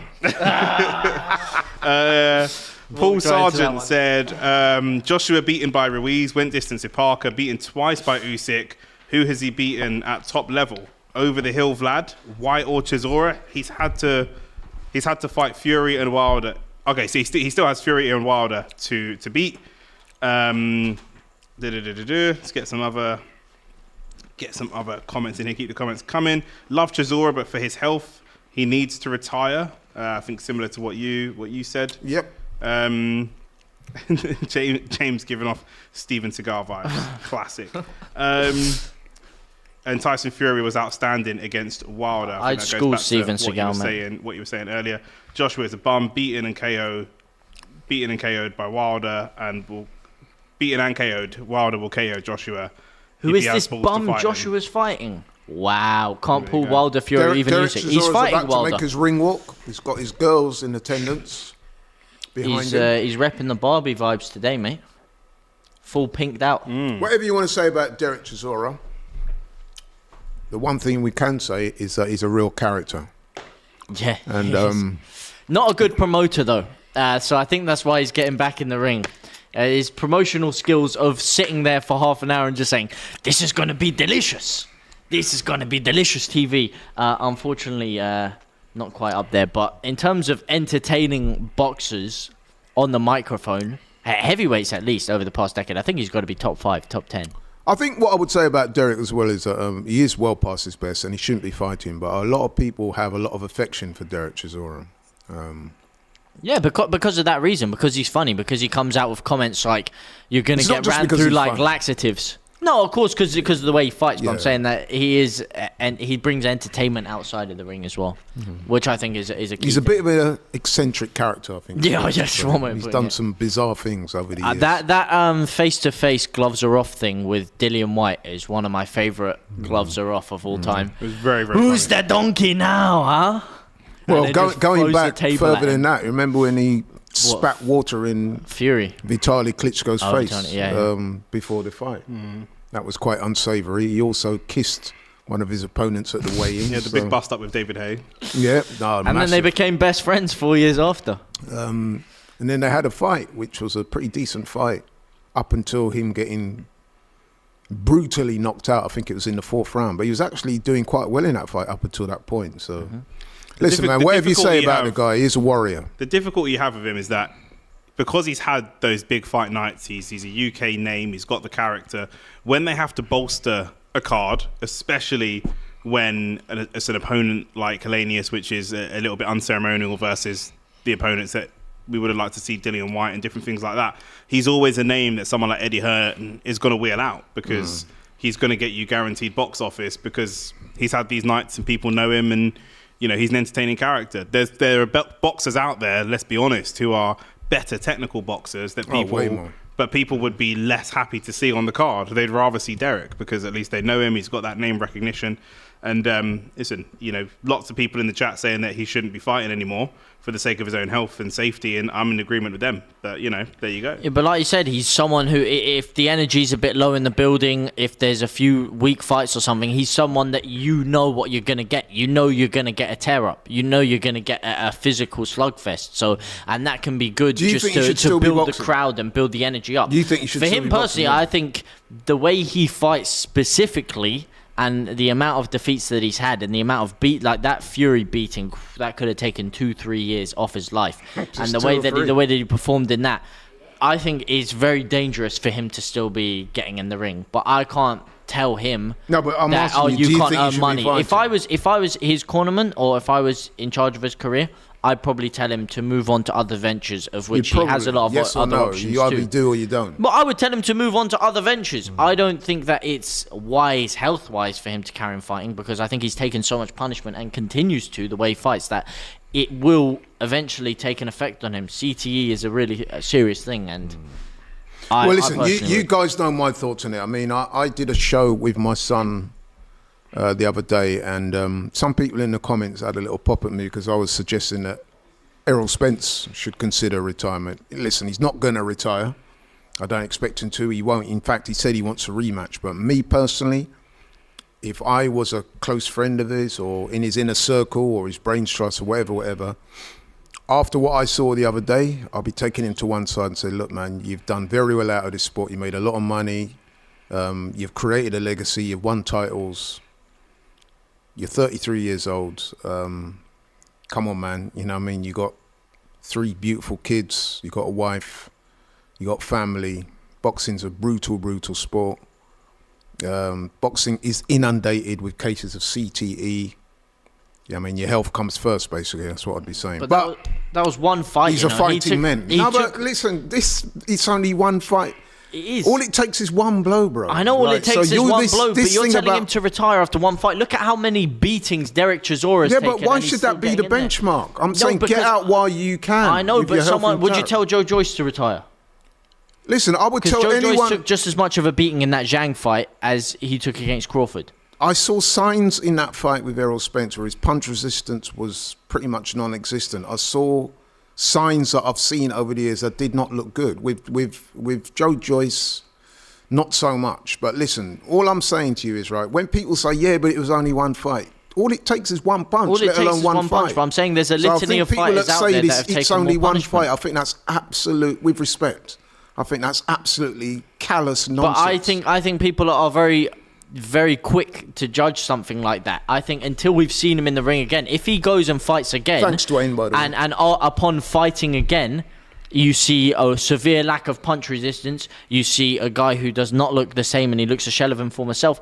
Yeah, fair enough. At that point, I'd say, okay, potentially hang the gloves up. But he had one fight against Terence Crawford, who's one of the greatest boxers of all time, got outclassed, outgunned. That can happen to anybody. I think it's too quick to tell him. It's not the loss, and it's not the fact that he was outclassed. What I'm trying to say to you is I saw things in that fight that made me very worried. He looked like he'd been neurologically compromised. Well, I don't know whether it's the car crashes, the making of the weight, the fact that he's been in boxing so long, the sparring. Could be a combination of all of those. All I'm saying is I didn't like what I saw that night. He's 33 years old. He's talking about moving up to a new weight class. I just think there's some worrying signs in it. Listen, that's just my opinion. Some people are going to say I'm being ridiculous, I'm being premature, I'm this knee jerk. That's just my opinion, bro. But when people say to me, it's only one fight. Listen, all it takes in this game is one punch. We've seen it in Michael Watson. We've seen it with several other fighters. We are always err on the side of caution. We're about to kick off here with Derek Chisora and Washington. We have a super chat here from Cal Albader. Thank you for the super chat. Boxing can only be saved by a billionaire who buys all 4 federations, have one belt and puts the fights on. Look how long we had to wait for Spence and Crawford. It's a good point, but I don't think that's going to happen anytime soon. Anyway, we're underway, and predictably, Derek has come out and taken the centre of the ring. He's looking to land that overhand right, which he's very accomplished at doing. Mm-hmm. Washington, I've noticed straight away, he's got his hands down low. That's not a good idea when you're up against somebody like Derek Chisora, who likes to throw hooks. It's going to be interesting to see how Washington deals with Chisora's power. He is a powerful puncher. He doesn't necessarily set up his punches in the cleanest way, but you know, when he hits you, you'll know about it. And Derek landed the first significant blow. Yeah. Washington's deploying a bit of movement. Looking to land the jab. He's using that much movement to get away I don't from like the Chisora fact that he's got his hands so low, though, I must admit. I don't like that. Especially for that overhand right. Like, Derek Chisora does duck down with his jabs. He ducks into the jabs, but then once he connects with that jab, he launches with that overhand right. That could be a problem. Minaj only says, Laurie, I want to see you back in the ring. I think he wants to see me take a beating. But no, my days... Yeah, you should fight Listen, me. I enjoyed my time as an amateur, but that's gone many, many years ago. Who would like to see an exhibition spar between Laurie and James? And James? I'm not even I sure. see how you're 2-minute taking rounds. your name out of the hat because you're scared. I'll spar you. No, let's have an actual fight. Let's have a tear up. But you know what it is, right? I often get people who want to spar me when I go to gyms and that because they see me working on the bag and they must think maybe I still dabble in it. But a lot of the time I will turn it down because at the end of the day, it's just not a good look to when you get to certain ages to even be sparring, bro. I remember when I was boxing, some of the biggest injuries I got actually took place in sparring. Cuts, I got perforated eardrums in sparring, you know what I mean? Knocks, bruises. Yeah. Define not a good look, though. As in, it doesn't look good to be walking around with bruises, or is it it's not good for your health? Dangerous. Good shot by Chisora there to the body. He's getting close already. He's backing. He's wobbled him already. Go on, Del Boy. Washington just started to buckle under that right hand. Oh. To answer your point, Jen, a lot of boxers will tell you that it's the sparring that accounts for a lot of the damage with fighters. It's not always the fights. A lot of these pros, they spar hard. It's like a fight. I mean, if you go to any pro gyms and you see them sparring, you think, wow, man, you know what I mean? Like, Sometimes the sparring in the gym turns into a real fight. Yeah, yeah. No, I a know, lot of the that's time. what it starts Oh, off- good Another left hook by hand. Chisora. I'll tell you what, Washington looks pretty. I don't want to say he's awful, getting but he mate. doesn't. It doesn't look good. And this is why someone like Chisora won't retire, because he And he can go shouldn't, and mate. win He fights. shouldn't. He could be a future He'll world still- champ with He'll this still go and performance. win fights. That's With a performance like this, I think he cleans out Hergovic. If I'm honest with you. Just trying to every I right think hand. he cleans out Hergovic. Yeah, Look at this. Washington just James. doesn't like the Chisora's power. the real deal. He could go for years. Stop. And this is why I say James. Errol Spence shouldn't retire. Because look at what James, Chisora's stop, gone through. And stop, look at his please. performance now. Your credibility is Derek taking a real Chisora battering. is the man. Your credibility is just taking as big a battering as Gerald In Washington fact, did when he was on the road. Derek Chisora should have been the replacement fighter for AJ. Would have been a very entertaining fight. Well, So it would have been a natural replacement for someone like Dillian White, because they're not too dissimilar. I know Dillian White is a lot more technical than Chisora, but they're not too dissimilar. They'd have let's got face great it, fights Gerald themselves. Washington, right, in my humble opinion, was brought over here so Derek could get another win on his record. And after that first round that I just saw, it looks like the matchmakers have done a good job, because the way that first round ended, I think it won't be too long before Derek gets him out of there. But the advantage of that being that once Derek does get him out of there, as I'm sure he's going to, then next up will be the main event, a fight that I'm very much looking forward to. Derek has not even bothered sitting down in between rounds, whereas it looks like Gerald Washington's been spoken to by Milik Scott. He said, listen, mate, you need to do better than that. Get out there and start pushing He this should guy do a back. lot better than that, mate. He's getting. He's trying to initiate the jab now, but he's so but it's concerned. he's so far out. He's Yeah. so concerned about the power, because he got pieced up in that first round, that he just can't really jab with any true conviction. You know, Derek's taken his soul already, even though he's not near getting knocked out, but he's put fear into his opponent already. Mate, what are you talking about? He couldn't jab someone for a COVID vaccine, let alone jab Derek Chisora right now, mate. He's in no man's land. What percentage is that on? One. On the thing. On the side there. There you go. This is on the same percentage that Gerald Washington. Exactly, yeah. One. He's about to get one banged out of there. But we got 1.2k currently Yeah. watching, man. That's Phenomenal great. Thank you numbers, very man. much. Good right hand there by Washington, by the way. Snuck in a right hand, caught Derek. I appreciate you Square guys on the chin, choosing but there DR was- Sports as your home of fight coverage. Yeah, that's what we do. I don't appreciate you saying I never had any boxing credibility, because come on, I'm basically the new age Teddy Atlas, you know? That's the real thing. The question marks for Chisora are going to be the speed and the pacing of the fight. Do you know what I mean? He can't fight like that all the way. He has got a cut above his eye. Someone clearly hasn't watched Derek Chisora before. What a fool. What do you mean? Guy's rapid, mate. No, but I'm talking about his gas tank. I'm saying he can't keep up that type of pace. Oh, for a long Washington period of showed. time. Oh, Did he hurt mate, they Derek call him there? British He definitely gas in the. has. They He call him definitely British has. gas in the streets, He mate. certainly caught Derek's attention with that right hand. Yeah, Derek It's actually. a better got round rolled for there. Washington. I wouldn't say he's winning it, but he's landed a couple of decent shots. He's done better in this round than he did. Oh, there's a good uppercut there there you as go. well. And again, Surprise, surprise, Gerald. If you throw He's showing a punches, bit of you can win ambition in rounds. this round. Look at this. Surprise, the king is back here. I think to that's be not fair hard. to Washington, he always did have some boxing skills. As I said earlier, he was bleeding. outboxing Deontay Wilder up until. Yeah, he's got. Is Looks like that, he's bleeding from his eye, yeah, Chisora. From his. Is it Chisora whose blood's on his eye? Yeah, Yeah, it is. it's Oh, his he's right been cut eye. up big time there. That must be by head, so is it? Or what? I think it No. might have been a head clash. I'm not sure. Might have been a KSI elbow. He's bleeding big time. Forearm. Bleeding profusely, should I That's say. bound to affect him as well. That blood's running into his eye. It's probably, to be honest, for a crackhead, well, in the best Whoa. sense of the word, Whoa. in the best sense of the word, a crazy guy like Derek Chisora, I think that's probably going to wake him up. Crackhead's the wrong use of terminology, but he's someone who in my You eyes meant that probably they doesn't cracked even heads. feel. Yeah, he As doesn't. in- He doesn't even feel pain. Oh, this he got guy. caught again there. I think I this think is he Washington's enjoys round. being hurt. I think this is Gerald Washington's round, to be fair. He's landed some decent right hands, and he goes for the uppercut again. Who's Mophead? Am I Mophead? I'm assuming, given the hair that we all have, it's definitely Yeah. not Laurie, It's definitely and it's probably not me. So That's a violation, Nick, man. Oh, he's down! Oh! Derek is down. The right hand over the top. guys, I think the ref's saying it's no knockdown. He's thrown him down. What do you mean? He's thrown him down. That was a punch. It looked like he threw him down. Huh? Oh, it's the end of the Nah. round. End of the round. No, there we go. Chilling. No Does that knockdown. not counted? We have to look at that again. I don't know if he Nick, you could be right. I didn't see him give a count. Well, the ref did that with his hands, but he was just slightly out of shot, and it looked like there was. I think there may have been a punch, but he also did kind of gesture. To me, throw that was him a down. knockdown. Unless I think that probably should have been a knockdown, but we need to see it again. It's saying everything that DAZN's not showing us the replay. They're not showing us the replay. It's early days yet. It's a telltale sign. The referee has gone over and said that the cut, he's pointing to his head as if to indicate there was a head clash. But Derek Chisora is in trouble. Mm-hmm. There's no doubt about it. He's cut over his right eye. I think he got knocked down. Is this the thing? That's the headbutt there. That's the head clash. That's the accidental coming together of heads. I mean, Derek does duck his head down quite low when he comes in.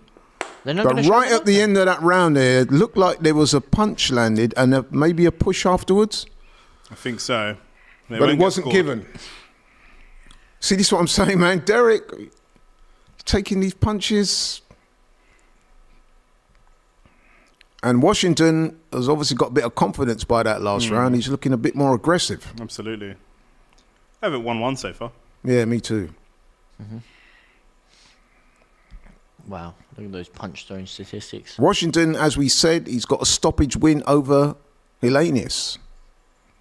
How long was that? That was a quite good shot. He's got two punches that are working well for him. One is the uppercut with the right hand as Derek comes in.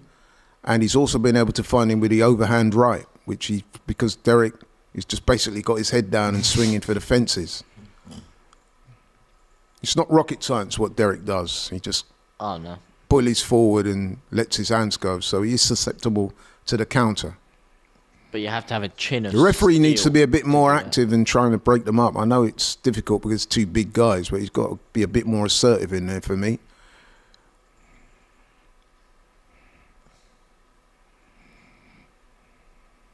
I don't know. I don't know. I have too much of a problem with this. Some good inside fighting from Chisora.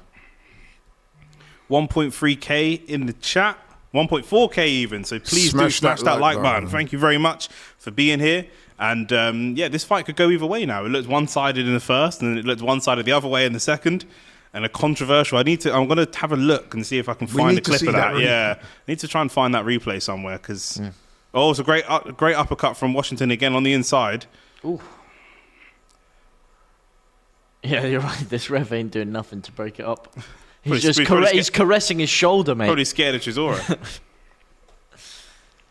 Need to get that ref from the Chris Billum-Smith Okoli fighting. Yes. Mate, he was vexed. This referee is a bit passive, isn't he? He's letting too much go. But, as I said, there are two big guys in there. He's probably thinking, I don't want to get in the way. I might get hit by one of them big shots. 100%. And Chisora is quite an unpredictable character, so...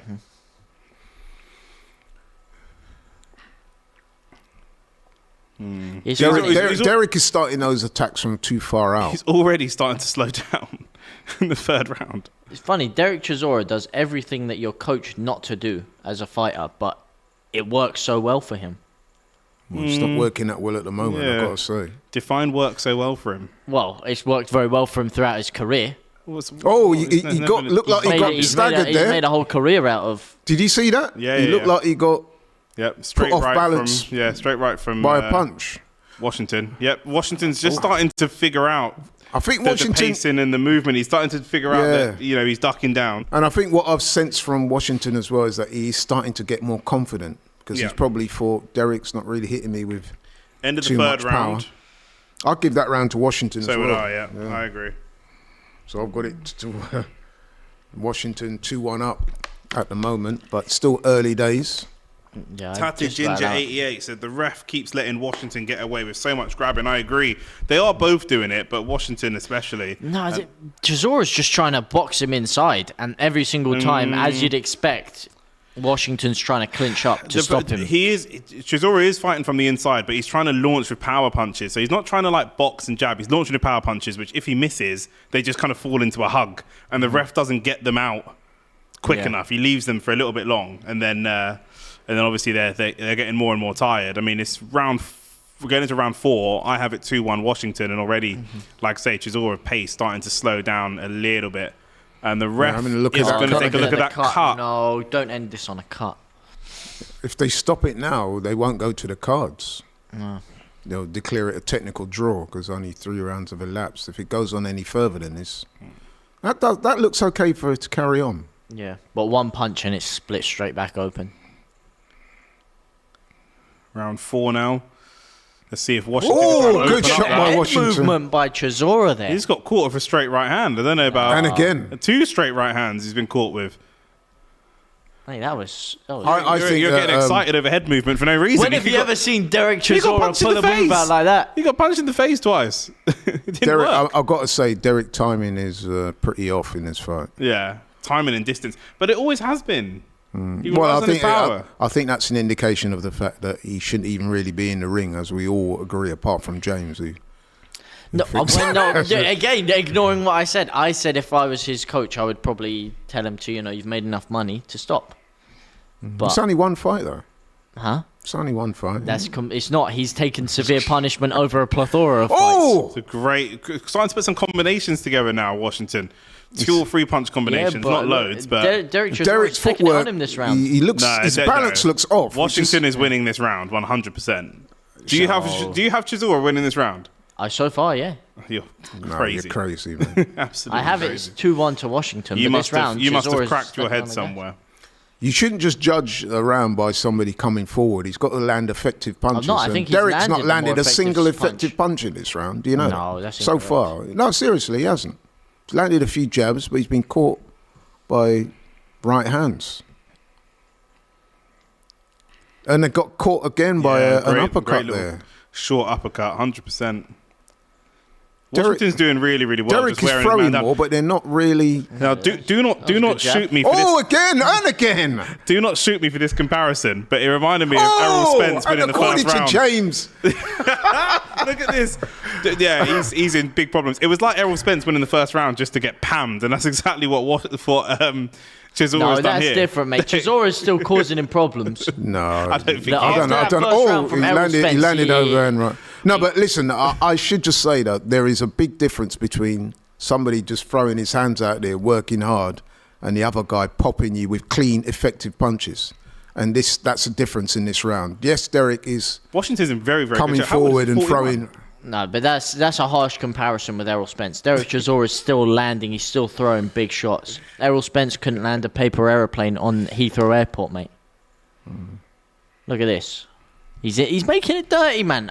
He is, but he's slowly getting chipped away. I mean, unless he lands a big power shot, then Washington is going to chip away at him. I think Washington, he's been Great quite counterpunch, economical with his punches because he doesn't have great work rate and output anyway. But if we're being honest, he has landed by far the better punches. 100%. He's wobbled Derek on at least a couple of occasions in this fight, including in that previous round, 3-1. which I give to Washington It's 3-1 to me. and me. Well, not to me. I'm not fighting, but it's 3-1 to Washington, in my opinion. I agree with you. I'd be I don't even tempted think to that give round that was a close. score draw as a round. I What? don't- You're going to get investigated. You want an investigation, mate. That is crazy. I think Criminal. he's on the I think he's on the trolling mission. I think it was close, but the second half There's of that round, nothing I'd have close to about give to that, Washington. bro. Look at that. Yeah, second What round. was close half, about that? I'd give that round to Washington. He 3-1, wobbled but Derek on a couple of occasions in that round. some good body shots by Derek, though. Yeah, but compared to what was coming the other way, Yeah, no, you're definitely right. a Washington. Upon the entire. So Derek's in trouble, man. I mean, 4 rounds gone. He's only won the first round.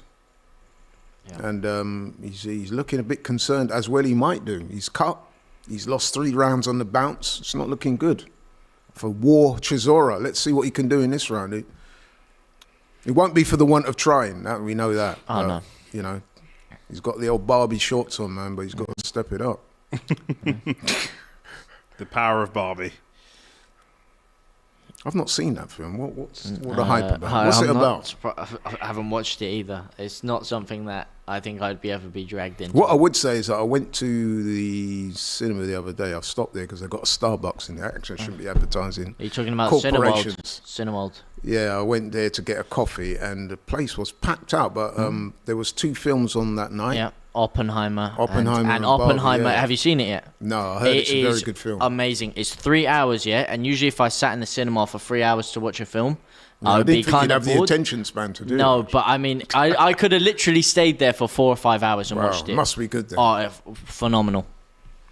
And ironically, I'm impressed that your attention span lasted that long. Because it doesn't seem to last that long in boxing. Someone told him Conor McGregor was in the movie. No, but it was a Cillian Murphy or Cillian Murphy, however you say it, Cillian masterclass. Murphy, yeah. And ironically enough, Derek about the guy Chisora who is going to be invented the dropping an atomic bomb, atomic bomb in this fight. Actually, He's Derek's had a having better a bit of a round in Much this better one. round. But I do wonder, because Washington hasn't thrown anything significant or anything at all. I do wonder if he's taken a round off just to gather himself, if he thinks that that's the strategy here. Because he got nailed there by Derek. Good shot. Washington is holding on. That's what I said, mate. Del Boy is in the game. This is what we worried about with Washington, though. The ambition. Will he tough it out in a hard fight? So far, he's done okay. But if Derek turns the tables on him, will he fancy it? That's what a lot of people have said. Shot there. Because, as I now keep saying, Derek, we all know this man, he got caught another right hand. I'd give this round to Derek. We've got 1 minute left in round 5. I'd still give this round to Derek so far if it stays like this. That'd make it 3-2 for me. And I mean, I don't know if Washington's had a round off or if he's struggling. I don't know. He's just come out and not really done anything. Well, we did say at the top of the show that his gas tank is not legendary. Yeah. So it could be that he's feeling the pace in there. He doesn't look to be blowing hard, but he's very conservative some people with his are punches. very good at hiding it, though. Yeah. Is this a pivotal round? Is the pendulum starting to swing? Yeah, I know. Can James explain Conor's face changes, please? I want an explanation. Chisora hit him with a good, strong left hook. We know that he likes, the hook punches are very, very dangerous. Yeah. This is a good round better hooks for than Derek. Drake, this guy. It does. But how much has it taken out of Derek? Because he's thrown a lot of punches in this round. I mean, he has, but Washington will have to show the ambition, like you said, to step it up. There's Sweeping left. Conor. That's what he's talking about. He's in the front row. There he is. Yeah, I mean, Washington has to show some ambition in the next round to not allow Chisora to start building on this momentum. A great right hand again, just off the top of the head. 3-2, the end of round 5. Definitely 3-2. Derek's round. Yeah. That was probably his best round of the fight. Well, definitely his best since the first round, anyway. Oh, man. That guy's too Is far. 1.4 watching. Joshua's on after this, A few people asking in chat. Joshua's on after. Yeah, he is. Joshua Yeah. is the next fight, yeah. Oh, It's man. now 10:30 on a Saturday Shout night. out to the 1.4k of you in here and the 108 of you that's liked up the stream. 1.5 now, actually. Let's get those likes up there, mate. Let's try and get to 200 likes before the main event. If you guys can do that, well, then you are real G's. A lot of people in the comments seem to be undecided about AJ. Yeah, while we're in between rounds, Mikey B 400, thank you for the comments, and he's always here and he's demanding an answer, and I think he's entitled to an answer. Actually, James, If I speak, I'm in big trouble. Can James explain the difference in face shape from Conor McGregor? What, you mean in the past few years or so? Well, look, I don't know. People have thrown a lot of allegedries around there about what he gets up to in his personal life. I think it's to do with swelling from a lot of fighting over the years. He's shaved his beard, which makes a lot of effects. A lot of sparring. When was the last time he fought? He fought 2 years ago now, when he fought Dustin Poirier for the second time. When he got beat. Break. Into round 6 while these guys debate this. Stoppage doesn't count, mate. Dr. Stoppage. Nah, he was well beaten that night. But I don't know. I don't think his face has changed that much. I think he's still a good-looking chap. I think he's had it, mate. He's past. Look, he's right there, mate. He wants to. I think he wants to get in the ring himself. Oh, this is good by Chisora. Can't sit himself down. And speaking of someone in the front row, Eddie Hearn. What did you guys make of his interview the other day? I actually haven't heard. I haven't heard it yet. I've been too busy, but I heard that it's gold. They actually did two. He did a second one as well for the weigh-in. I heard he took Simon Jordan apart. He bodied him. He did. Have you seen the second one as well from the weigh-in? I'm gonna have to watch Jordan? that. No. 1 minute into round 6, by the way. I must admit, he stuck it on him again. Simon Jordan is one of the people in sports broadcasting that I really dislike. Now, people want to call me a hater of Simon Jordan. You're welcome to, because I have no time for this man. Well, you know what makes me... I mean, I know we're digressing slightly. I promise not to be too long, but there's a real arrogance and a real condescension about this man that I really detest. Look, he's coming to this sport. He don't know anything about... He's got no history of boxing, and he's trying to tell people like Eddie Hearn, who've been in the game for many years, and a top promoter, whether you like him or not, Eddie Hearn is a top promoter. And you're trying to tell this man about his job. Like, Simon Jordan, get the F out of boxing, bro. You don't know what the F you're talking about. You know what I mean? Like, show some humility. Don't just come in the sport and try acting like you know everything when you don't. And then That was the reason why he got totally embarrassed on TalkSport. Well, I think the bad one was when he said that he got informed of the fight Yeah, on exactly, Friday, yeah. and it was actually Saturday. And he seems to have this weird obsession with Eddie Hearn. Like, Real you know, quick, I mean, 2 minutes into the round 6, and Chisora not landing anything clean, but definitely being the person to push the action. So, you know, for me, it would be his round if it would stays say this so, way, yeah, and that would have it 3-3 at the halfway point for me. This is what we spoke about, you see, when we spoke about Gerald Washington's lack of ambition. You see, he's the punches are few and far between now. He's huffing and puffing. He's looking like he don't really want to be in there, if I'm being honest. You see him backpedaling, and Chisora. Oh, good left hook there by Derek. All of a sudden, the body language from Gerald Washington is completely different than it was 2 rounds ago, right or wrong. Jacob Juros, you have a comment I'm going to come to at the end of the round in 20 seconds time. I'm going to come back to this comment. Oh, got good Derek uppercut by Chisora in there, Derek. And another one.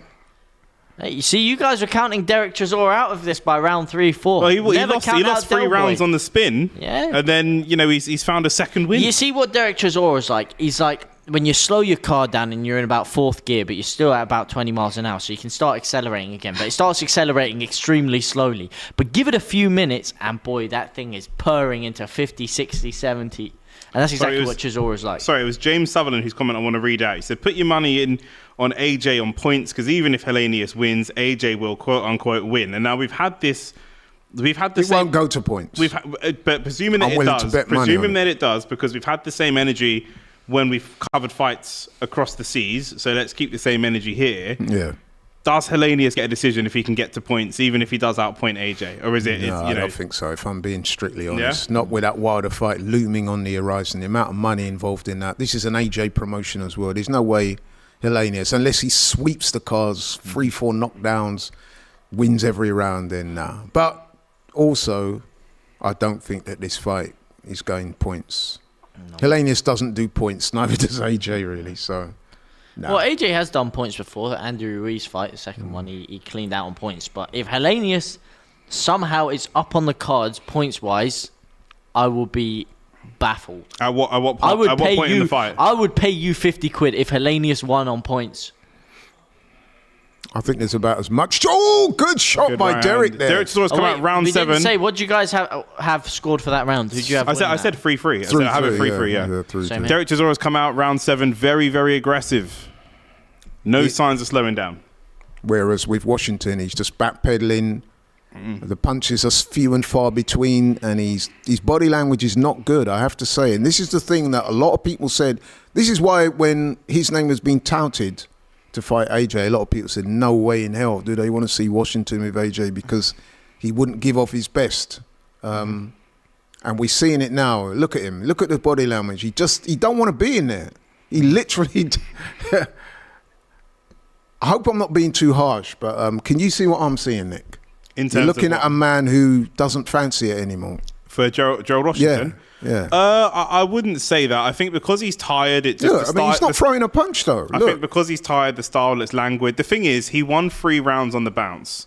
So it's not like he's you know, we're going to get to a point in the next round or so, if he's not throwing anything significant, the ref will start to have a conversation. But Chisora also isn't landing. He's being very aggressive and throwing a lot of punches. With respect, that's not the point I'm making. I understand what you're saying. I understand is somebody that doesn't want to be in there. He's not throwing any punches. He's not showing any ambition to win. But look at that. I mean, he's not even... There's nothing on those punches. I understand that, but earlier on in the fight... That was early on. What I said is that the ambition has drained out of him. Yeah. Well, I think you said at the beginning... when the going gets tough, the tough gets going with him sometimes. And I think that's what you saw. He was 3 rounds up, but Chisora, didn't matter how badly he was getting beaten down, just comes forward again and again and again and This is why people, you know, do love Derek Chisora, because he'll always put his heart and soul into these fights, and he's doing that now. I mean, earlier on in the fight, he was getting pieced up by Washington, but he hung in there and he's turned the tide, and now it's one-way traffic to Chisora. Yeah, for sure. That's the worst thing to fight as well, is when you're piecing someone up, you're landing on them, but they just keep coming forward. Washington looks like he's another round or two of this. He could get stopped. But I think you guys are being harsh on Derek Chisora, if I'm being honest. We're being harsh on him? Yeah, I think it's been a phenomenal performance from him to come back the way he has. We just said that. Laurie's basically saying it because Washington doesn't want it and doesn't want to be in there. Listen, I like Derek, but you can't call this phenomenal, bro. Look. You can't call this phenomenal. Yeah. Look, he's getting pieced up there right now. He barely landed. A couple of clean shots. The problem that Chisora has is that he actually can't land clean. No, if he could land one or two punches clean... Washington getting a bit of coffee. He's hurt, Pushed Derek. him onto the ropes. Oh, man. If Derek Chisora can land one or two of those punches clean, I think that... do you know what it is? I think if he knocks Washington down, going back to what you were saying about body language, Washington may not dig deep to get back up. Even if he could, he might just go, okay. To be fair, though, to Washington, maybe he was being a little bit premature because right at the end of that round, I don't know, he dug it up from somewhere. He did actually come back and he hurt Derek. But I would still give that round to Derek because it was few and far between. But what do you think of the fight so far? Do you think it's entertaining? Yeah, there's definitely entertaining moments. Obviously, with two fighters of this quality and coming towards the tail end of their career, it's not going to be a barn burner. But there are moments of excitement, and it's a little bit up and down in terms of the speed. But they actually seem relatively evenly matched, to be fair. Yeah, I would say so as well. I mean, Show here kind of reflects what I said when he says, phenomenal performance, what's wrong with this guy? And I do think Show has a point there. I don't know what you're going on about. I think you drink too many of those primes. HR says Chisora got it by 1 round. I agree. I have him up 4-3. I think it is a phenomenal performance. And the pace that he's put on this fight is, for a guy of his age, with the beatings he's taken, to carry on like this. Look at this, mate. He's the real left deal, hand. man. If I compare this, to the Hergovic-McKean fight, by this round as well, that was a lot slower. They were a lot more tired, a lot more gassed out. This fight, they're still keeping... Derek Chisora's keeping a good pace. Which I respectfully disagree. The McKean-Hergovic fight was a much better fight. Do you think that was more entertaining than this fight? Yeah. No way. The level of ability. That's a ridiculous statement there. That's a howler. That I don't know if the level of ability was higher, but I don't think it was more entertaining. Really, than this. I think Chisora beats both of those men convincingly. I don't think he does. No, I think you need to go lie down. I think that's not fair. 1.6 people in the chat. 1.6k. We're in round 8 of the Chisora versus Gerald Washington fight, and this is one of the supporting fights. The AJ fight is coming straight after this, so do stay tuned and smash the like button. Indeed, it's a fight. This one that could still go either way. Obviously, Derek's in the ascendancy, but we just have to see if his gas tank can hold out. Maybe Washington's playing a game that that's what I've said. He's going to try and finish strong. But he's still backing up too much for me. I did think he was taking a round off, and then he's taken like 2 or 3 rounds jabs off. back to back there. Yeah, it's poor. It is poor from him. Like I said, the body language, when you're backing up like this, difficult for you to get the fight. Unless you can dominate off the back foot. In professional boxing, it's very hard to win fights fighting off the back foot like this. This is not the amateur game. This is professional boxing where you're judged on ring generalship as much as anything. Well, not as much as anything, but that's one of the criteria. And if you're constantly backing up and only throwing punches in desperation, then the other guy would be deemed as winning the round. Now, Arsenal Maniac said if George Washington, I think you mean Gerald Washington, George Washington, unfortunately couldn't make it tonight. If Gerald Washington steps it up for 1 round, he may win. It's possible. It is possible, but we're just questioning: is he taking his foot off the gas deliberately, or is he taking his foot off the gas because he just hasn't got it in the tank? That's what we're questioning. I think the latter is probably true. I mean, don't forget he is 40 years old. I think also you were talking about judging in the AJ fight. I think it's going to be very hard for Washington to win on the cards, especially if it's close against Chisora as the hometown fighter. Well, I'm scoring the fight as honestly as I can, and I do have Derek just up. But Washington's come back with a 3-punch salvo. He's point shaving Washington. He's round shaving. He's trying to nick the round. He's trying to nick the round in the last 10-15 seconds every round. You know, as soon as he hears the clacker, he's trying to throw a couple flurries together. But it's just not enough. If this fight was to end right now, I would deem that Derek has done just enough to win. Yeah. I'd have it 5-3. Do you have Derek getting this round as well? Yes. Yeah. I thought it was a close round. It was closer than the previous. I'm tempted to give it a draw, but there's no way. No. I mean, the last round you gave a draw looked nothing like this round. How are you giving all these rounds? No, I didn't. I said upon reflection, it was a Washington round. But this one, like I said, since that 4th round, Derek Chisora has taken control. But this is the first round where I've really seen Washington start to get a bit of a foothold back and make it really competitive. Because those other 3-4 rounds, Chisora was cleaning house. Just 2 rounds left, people. In what has to be said is an entertaining fight. I would disagree that it's a better fight than the previous one. That's just my No one personal- said that. No one said that. We said it's a more entertaining fight, not it's a better fight. Okay, well, What was more entertaining about the last fight, and what was better about the last fight? because the skills on display was far higher than what we're seeing here. Are they really though? Hergovic is a good fighter. Hergovic would beat both of these two on the same night. Let's be honest. No, I He would. respectfully He disagree. would. He actually would. I think he would, but that last performance we saw from the last fight wasn't the best Hergovic we've seen. You think he's getting Derek Chisora out of there? Yes. Yes. Without a doubt. It might be rough and it might be It ugly, wouldn't even but be competitive. He'd get him out of there. It wouldn't for even sure. be competitive. But anyway, it's not Chisora versus Hergovic. Oh, Ooh, Derek got hit mate. again there with a good right hand He counter. hit him with a good body shot in the process. Yeah, but I think the better punch came from Washington, if I'm being honest there. I don't know, because Washington's the one that stepped back from it. Washington's been doing most of his fighting on the back foot, which is why I said that if it comes to the cards, that will be a factor. Jacob in the chat said George Washington. I can't even read it. Just read it. George Washington is fighting fighting good for a guy that's 291 years young. Was it actually 291 years since he was born? Wow. Shout out God. GW. Someone said this fight is whack. I gotta Luckily, disagree we with are you, mate. here to entertain you while you watch the fight. I gotta disagree, mate. I think this has been a great fight. I always love watching Del Boy throw down. Oh, Good that's jabs, great. good Good jabs jab. by Two this. two good jabs. Back to back. And like I said, he's And the he's overhand forcing- right. Here come the overhand punches. You can just see from Chisora, they take so much out of him, and then Washington trying to work the body on the inside, but he's just started doing that now. He was never doing with that in Derek, the early I rounds. think a lot of this stuff comes from muscle memories that he's always fought. No, but I'm actually being serious. I know. It comes from he's always fought this way, and he just keeps going. You look at him and you think, how's he going to get through another round? But then he goes back to his corner, slumps on the chair. You think, oh, he's done. And then he comes back out the next round doing exactly what he's doing now. He's a proper fighter He more is, than a yeah. boxer. Yeah, absolutely he is, yeah. And like I said, that is why he gets a lot of love from the British public. Someone said Chisora is a clown fighter. I think that's a little bit unfair. That's very unfair. bit He's not a unfair. clown at all. Yeah. Now, if it's James Toon, yes. Undefeated in professional boxing though, James I Toon. am undefeated in professional boxing. Well, Exactly, well, mate. does that with a professional Perfect license? record, mate. Yeah, but you Perfect don't- record. where's your professional What's boxing license? that Floyd Mayweather said? The only thing God made perfect was my boxing record. 0 defeats. What can I say, mate?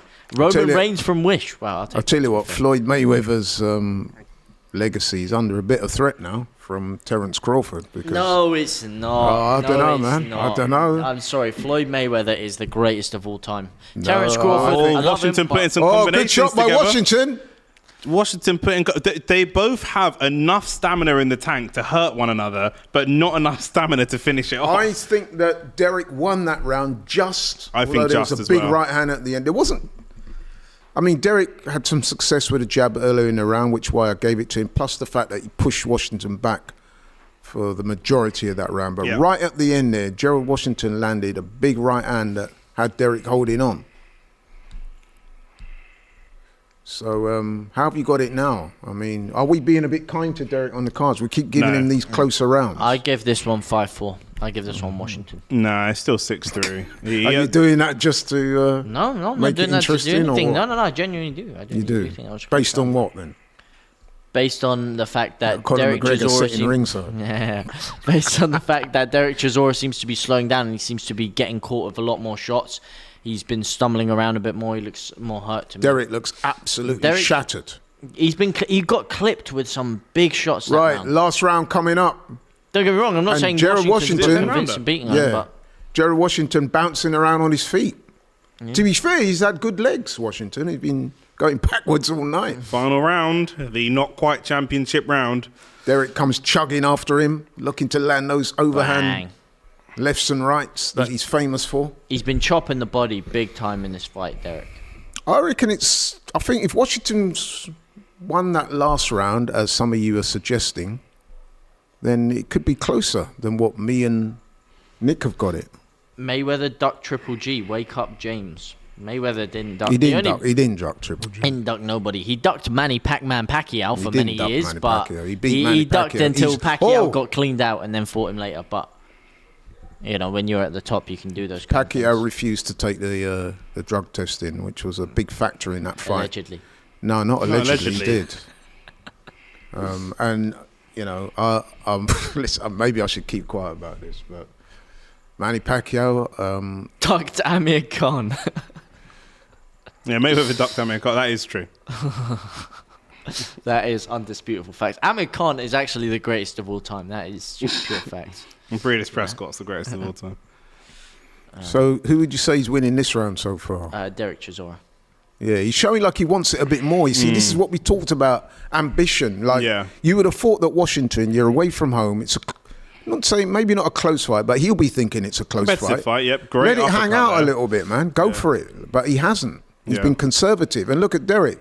Meanwhile, Derek is emptying the tank. I think from that very, very first round, once he felt Derek's power, he was very apprehensive about coming in. He wanted to only throw punches. You know what it is? He wants to only throw punches where he's certain he's going to land. And you can't box like that. You've got to gamble at some point. You got to miss and the thing is as well, Derek will gamble. He'll let his hands go. He really wants it. Whereas Washington doesn't want it as bad, if that makes sense. No, it looks like he wants to survive. Yeah. Honestly. He gives that impression, doesn't he? Like he's throwing get-off-me punches rather than really going And that's for what it. I love about Chisora, man. The guy has no back step in him. He's just coming forward. Like, even if he's getting battered, he'll give you everything until he goes out flat on his face. I think Derek is winning this last round, that's for sure. And with it, he's probably winning the fight. Yeah, I would have it. I still can't give Washington more than the 3 rounds I gave him, to be honest. Or Derek with that big overhand right. To be fair, Washington blocked it. Well, yeah. Derek with a jab. Derek's had quite a bit of success with a jab in this fight. Yeah. Because I thought, was there a stumble there? Here goes Washington. He knows that there's seconds left, so he's going for it. But is it too little, too late? I think it is. Derek lands a left hook right on the bell.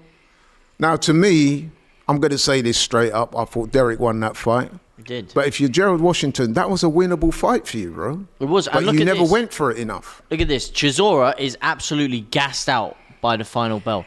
Washington, he's walking around. He's not even tired. He is tired, but Yeah, I know the point you're trying to make. Look at this, man. He hang out. had a lot more in the tank to give.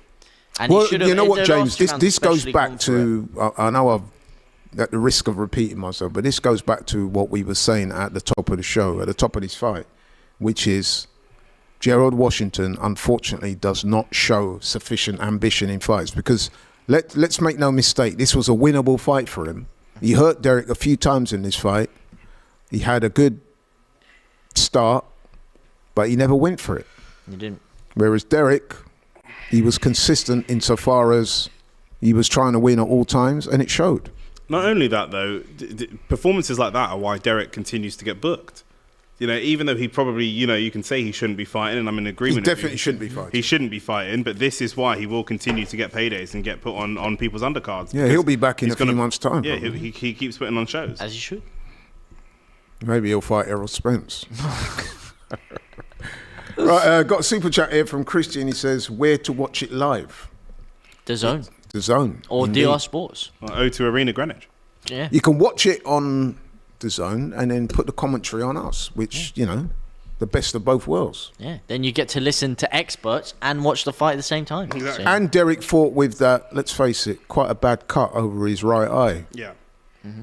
His cheeks are a bit puffy. He's definitely been hit tonight. oh, yeah. But When has Derek Chisora not been hit? exactly. In a fight? But the one thing you always, and we said it before and we'll say it again, one thing about Derek, he always brings it, which is why he's got the moniker War Chisora. And he showed that again tonight. Listen, I thought Derek won that fight 7 rounds to 3. Nick? Yeah, I have the same. I have it James? 6-4. 6-4, but we all think that Derek won. Derek thinks he won. He looks confident. Gerald Washington, he's not really showing much emotion either way. I think he knows he didn't do enough.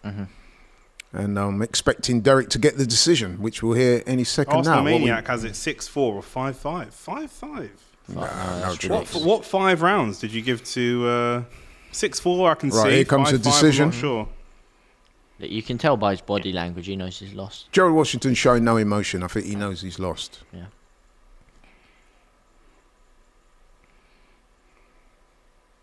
Hang on. Come on, Del Boy. It's taking a long time There to he read is. this out. Yeah, Del Boy. I don't think no one can argue with that. I think it was unanimous decision, I believe. Is it? Well, I presume because usually someone will put their hand up. I was going to when they say, get a look thing. it up on Twitter, but it's not Yeah. Twitter no more, is it? What's all this X. X, by the way? What is Yeah, I that? don't know. It's Elon Musk trying to change things up. I don't know why he's actually changed the name. He's trying to like rebrand everything to completely rejig the app and make it actually monetarily viable for people to use. But I don't know, man. He's having a bit of a war with Zuckerberg because Zuckerberg's created Threads now to compete with him. He's changed up X. They're talking about getting in the ring and having a scrap. No, please Who'd you see winning that? Elon Musk or Zuckerberg? I really don't care. Knock I'll each tell other you, out. Zuckerberg would kill him, man. Have you seen him training with Volkanovski and Adesanya? Why, just because he's training with Volkanovski? No, because he's actually been training for years. Okay. Could he and beat Conor McGregor, do you think?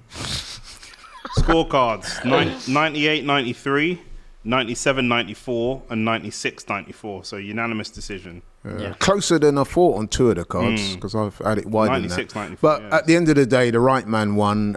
James, Yeah. what do you think of that fight? I thought it was an absolute masterclass by Derek Chisora. The guy's A 39 phenomenal years of age. performance. It was a phenomenal performance. So the guy's 39 years of age. He'd been thrown to the canvas. He had a nasty cut on his eyes, and he was down 3 rounds to 1 going into the 5th round. And he showed so much heart, so much fight to come back. And if you're talking about how he won the fight, it was based purely on heart. It was based purely on who wanted it more.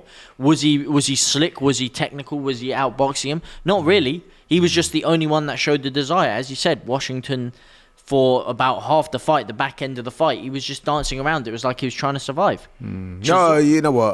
The heart and grit he showed to Obviously, come back was amazing. where me and you disagree is when you start using adjectives like phenomenal and masterclass. It was a long way short of that. But I do agree with you that Chisora won the fight. I do agree with you that again he did show a lot of heart. He wanted it more. That was evident throughout the fight. He was the one coming forward. He was the one looking to tee off. He got countered quite a few times. Washington, there was a pathway for him to win this fight tonight, but he just didn't do enough. And that has been something that's been thrown at him throughout his career. And I've got to say, we saw it tonight. He didn't want it enough. Nick? Yeah, but I mean... You mean you disagree? I'm just thinking how...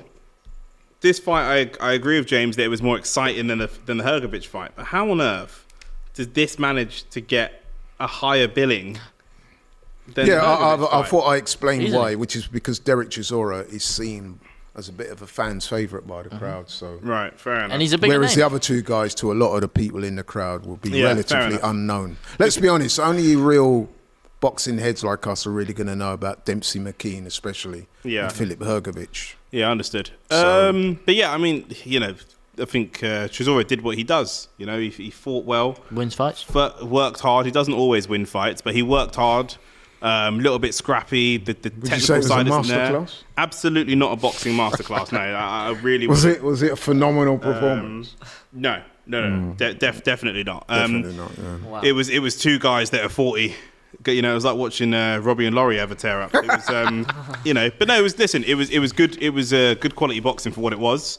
But like I say, it was up and down in Good terms quality. of pace for Derek Chisora. I think when I say good quality for Derek Chisora, It's a good job Shane's not here. Were man. you He- going into that fight expecting more than what you saw? Probably not. It's probably what you expected to It's see. exactly what I expected. I Exactly, expected Derek yeah. to win. There you go. I must admit, the way Washington started the fight and he was countering Derek and wobbled him a few times, I was starting to think, maybe he might cause the upset. But I think what happened is that the longer the fight went on, the less ambition Gerald Washington showed. And the less And, gas tank. These guys both don't have great gas tanks. No, but the thing is, right, when Derek's gas tank runs low, as it does after 2 or 3 rounds, he still finds it within himself. Yeah. You know what I mean? Imagine yourself on a long distance run, Yeah. a 10K run, and after 4 or 5K, you're starting to feel tired, but you still will yourself onto the end. Doesn't mean to say you got a great I think you gas start tank, feeling it but what tired it does mean earlier. is that you're willing to dig down deep. Now, what I'm saying is, Gerald Washington came into this fight. A lot of people doubted his ability, his ambition to show that he has what it takes in a long fight, and I think we saw that tonight. Mm-hmm. No, for sure. Right, that being said, we're now moving on to the main event of the evening. AJ's return, a fight that I've been looking forward to seeing him back. It was to have been against Dillian White. We all know by now what happened with Dillian. He failed a drugs test. At a week's notice, they had to find a replacement. Various replacements were discussed. In the end, Helenius got the gig. He's over here. He said he's going to give it his all. He's predicting a knockout win. He can punch. He's a big, strong guy coming off the back of a stoppage win, so he has some form coming in.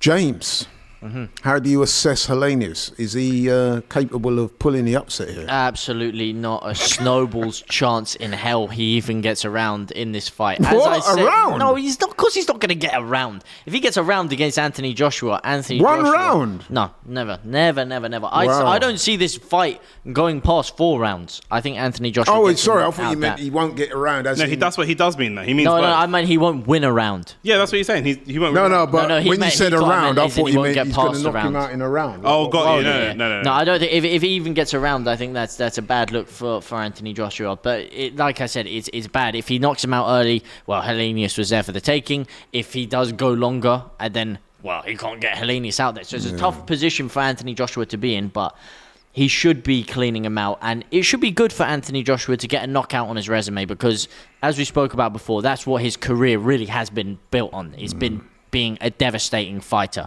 People love to watch his highlight reel knockouts. If you're going into a fight against Deontay Wilder, who's already got Helenius out of there within 1 round, you have to put on a pretty impressive display. And I think if he is able to knock him out, it could give him more confidence to do it again in the future. It's like a footballer sometimes. You need the ball to bounce off the back of your ass to get a goal, just to get momentum moving. Same thing with a boxer. To have the feeling of knocking someone out on a big stage like this could do wonders for him. But Helenius, no chance. I don't think.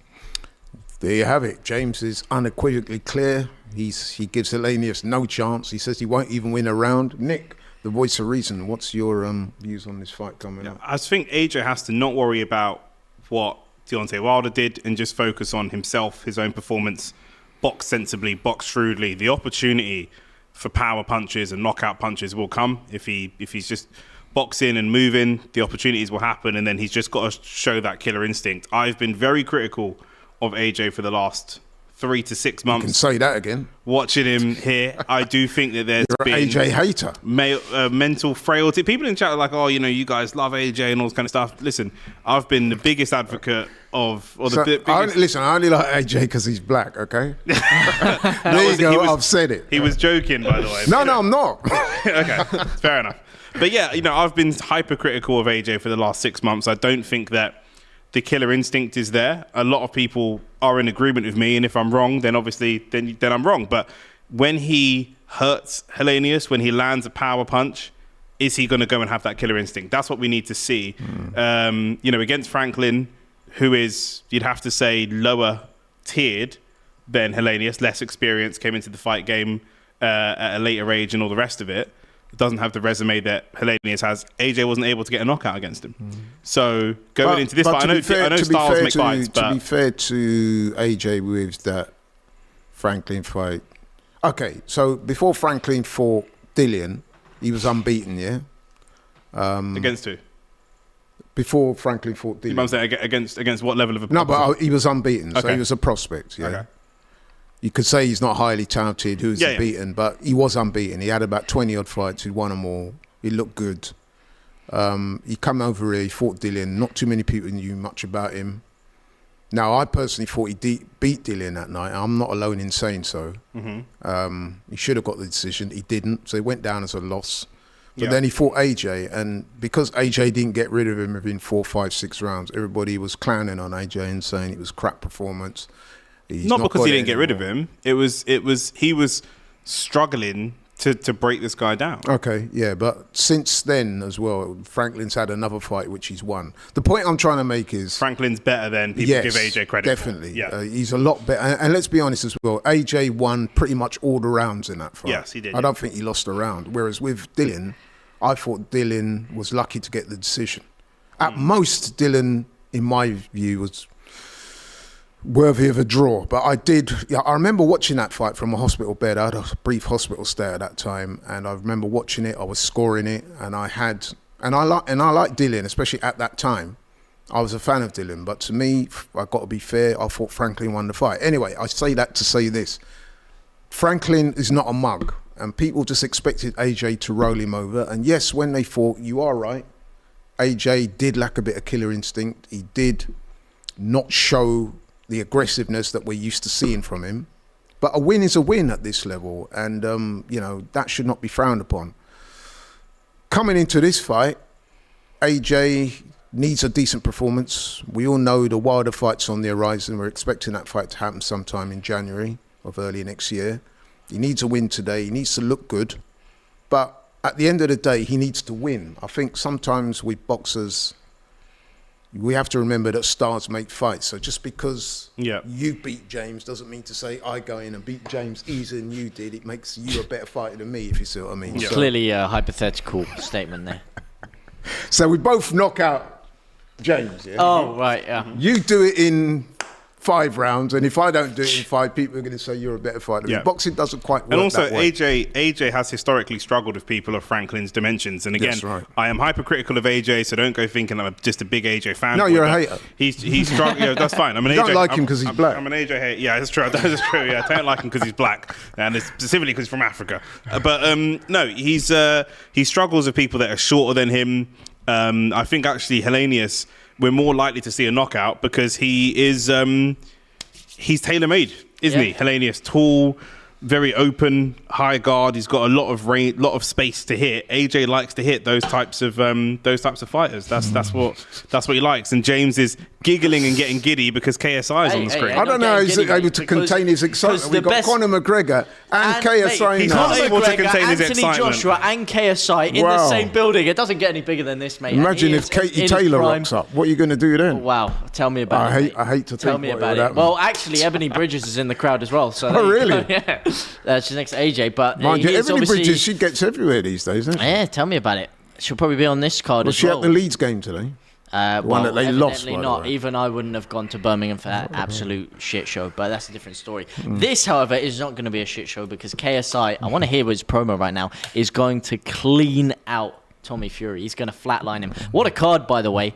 KSI versus Tommy Fury. He's in his element talking Logan Paul versus Dylan Dennis, who I found out is half Armenian. So I'm backing Dylan Dennis all the way now, man. Dylan Dennis. You only love Dylan Dennis because he's Armenian. Yeah, damn right. Exactly. I was backing Logan Paul. No, that is terrible. Imagine, and because he's best friends with Conor McGregor. Hating somebody that comes from the same type of background that you do. That's what do you mean hating them? I don't hate him. Well, just loving someone. Yeah, damn right. He's an Armenian. Imagine that, just wanting someone to win because they come from the same place as you.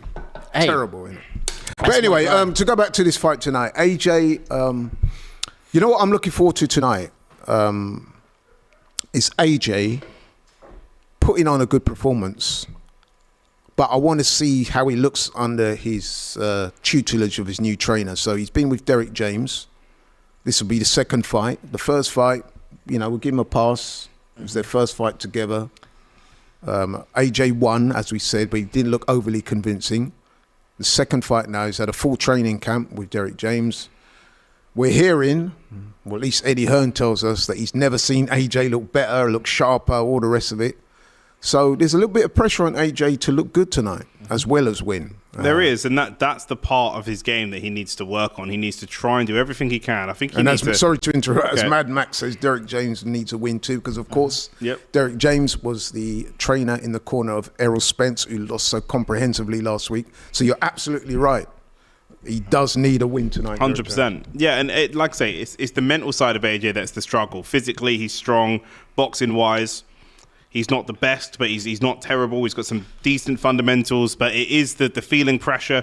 Wasn't it the first loss where Wilder cleaned somebody out. Was it Dominic Brazil? Someone like that? And then AJ was...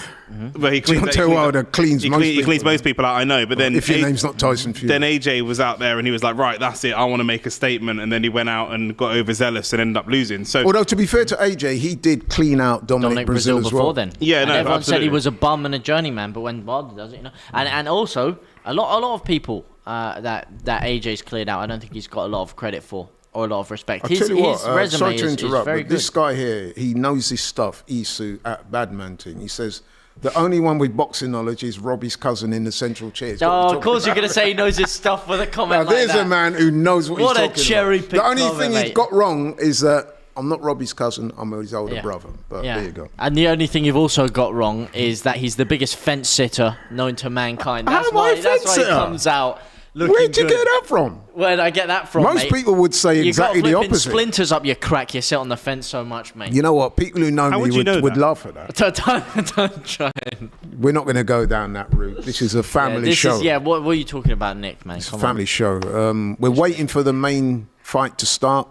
We're looking at David Hay with his, what would you call those braids? Yeah. Those trademark braids of his. Yeah. Is he ever going to cut his hair, you think, that guy, or what? Couldn't care less about his hair. I Are you think jealous? I rate Why are the you jealous? I'm not jealous. I'm just saying that that's become his trademark over the years, isn't it? The braids. I thought it was his toes.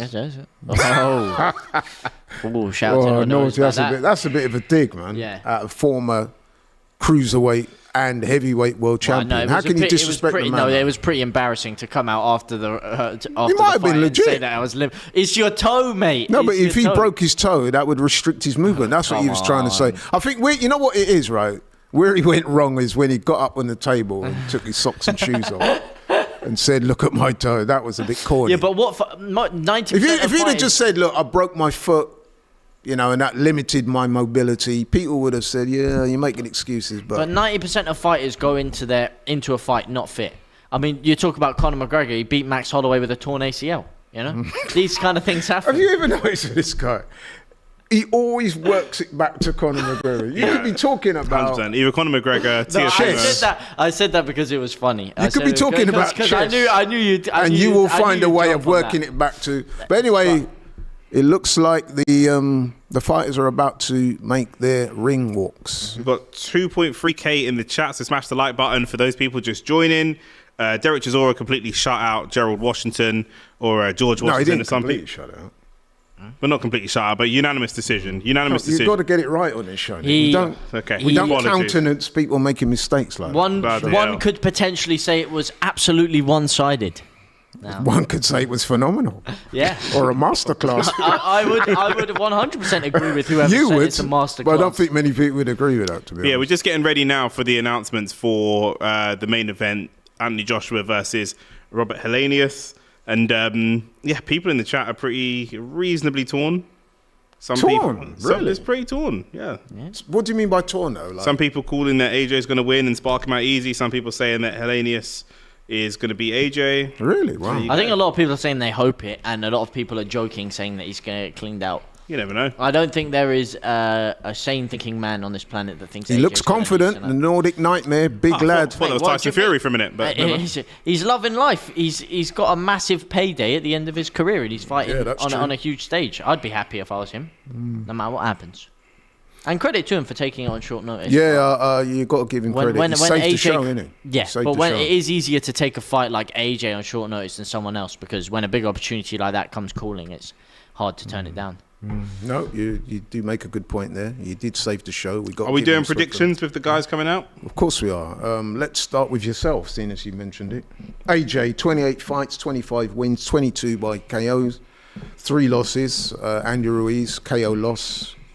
Outboxed by Alexander Usyk back-to-back. So needs a win in this fight. He did have that last fight with Jermaine Franklin. Not overly impressive, but a win nevertheless. How do you see it going tonight? How do I see this going tonight? I think an AJ stoppage. He desperately needs a stoppage. It won't be middle rounds. Round 6, 7. Round 6 stoppage 6. for Anthony Joshua. Right. James? this goes 6 rounds, then I think that's a bit of a bad showing from Anthony Joshua. I think it is actually. You can't say that because you don't know what might precede the 6 rounds. I don't know what might precede it, but if he does not win 3 rounds convincingly and get him out of there in the 4th, I think that is a bad showing on Anthony Joshua. I think it's not going to look good when you're trying to sell the What, even if he Wilder batters fight. him in every round and knocks him out in the 6th, it's still a bad performance. Yeah, because he's got to have the power to get him out of there earlier. He should do. Let's be real. This is a problem Anthony with- Joshua needs a convincing win. I just said to you, if you battered him for 5 rounds and knocked That's him not out a in the 6th, convincing win. He needs to get him out of there quickly. I understand what you're saying from a. I don't understand what you're saying from I a don't. promotional standpoint, from a hopeful standpoint, but from what we've seen from AJ in the last 2, 3, 4 fights. That's just not realistic. What you're saying is not realistic. The AJs are coming out and going super gun-ho and smashing somebody out of the ring 2 rounds. You know, that person may well be gone. He may do that if Robert Helenius doesn't put up any fight. But if Robert Helenius puts up pretty much any fight at all, you know, here come the violins. That's my point. If he is going to win, if he is going to get back to world title level, he needs to still have that person in there. That person can't afford to be gone. James, I think that person's gone. He needs to prove people like you wrong who are saying that person's gone. But why have you got to put a round on it? He could still look convincing just because Did I say round 6 or 7? Because it's not like Helenius is a huge challenge for him. It's Anthony Joshua. He's trying to fight Deontay Wilder. He's trying to get back in there with Usyk. He's trying to get back in there or get in there with Tyson Fury. He needs to clean out someone like Helenius. So, Sino 7 is saying, let AJ practice what he's learned from Derek James. Exactly. People complain for anything.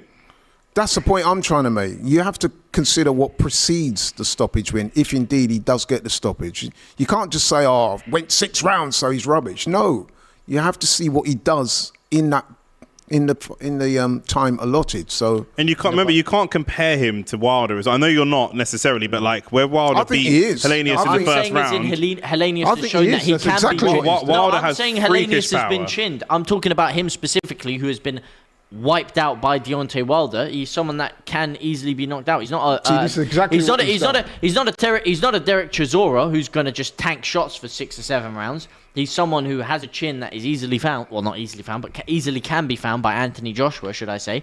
And Anthony Joshua needs to prove a lot of people wrong, like you, that are saying he doesn't have that killer instinct to get someone out there quickly, and for himself, for his own confidence. But just because he needs to, we're asking what your logical prediction is. My logical prediction is that he does it. Oh, fair enough. I think there is a golfing class in this, and I think he will show people like that. I think look at his eyes, man. He's got mean intent.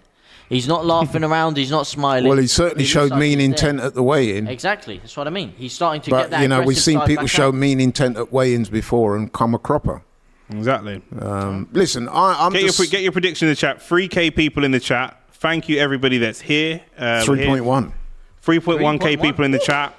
They're just doing the ring walks now. AJ looking very, very serious indeed. Helenius looking like a bit of a Tyson Fury tribute act. But drop your predictions down in the chat. Who's going to win? Method of victory. And we are going to patiently await Laurie's prediction as he climbs very slowly and safely off that fence. It's totally appropriate that you should save the best until last. Right. My prediction is that AJ is going to win. I think he'll get it done round about the halfway mark or maybe earlier. But I definitely think he'll win. I think I've been hearing good things about how he's looked in training. Obviously, I weren't there, so I can't go. But you know, you have to kind of go. Should have asked Shane. Told. He seems to be in every single training session. He doesn't train in Philly. But no, I mean, listen.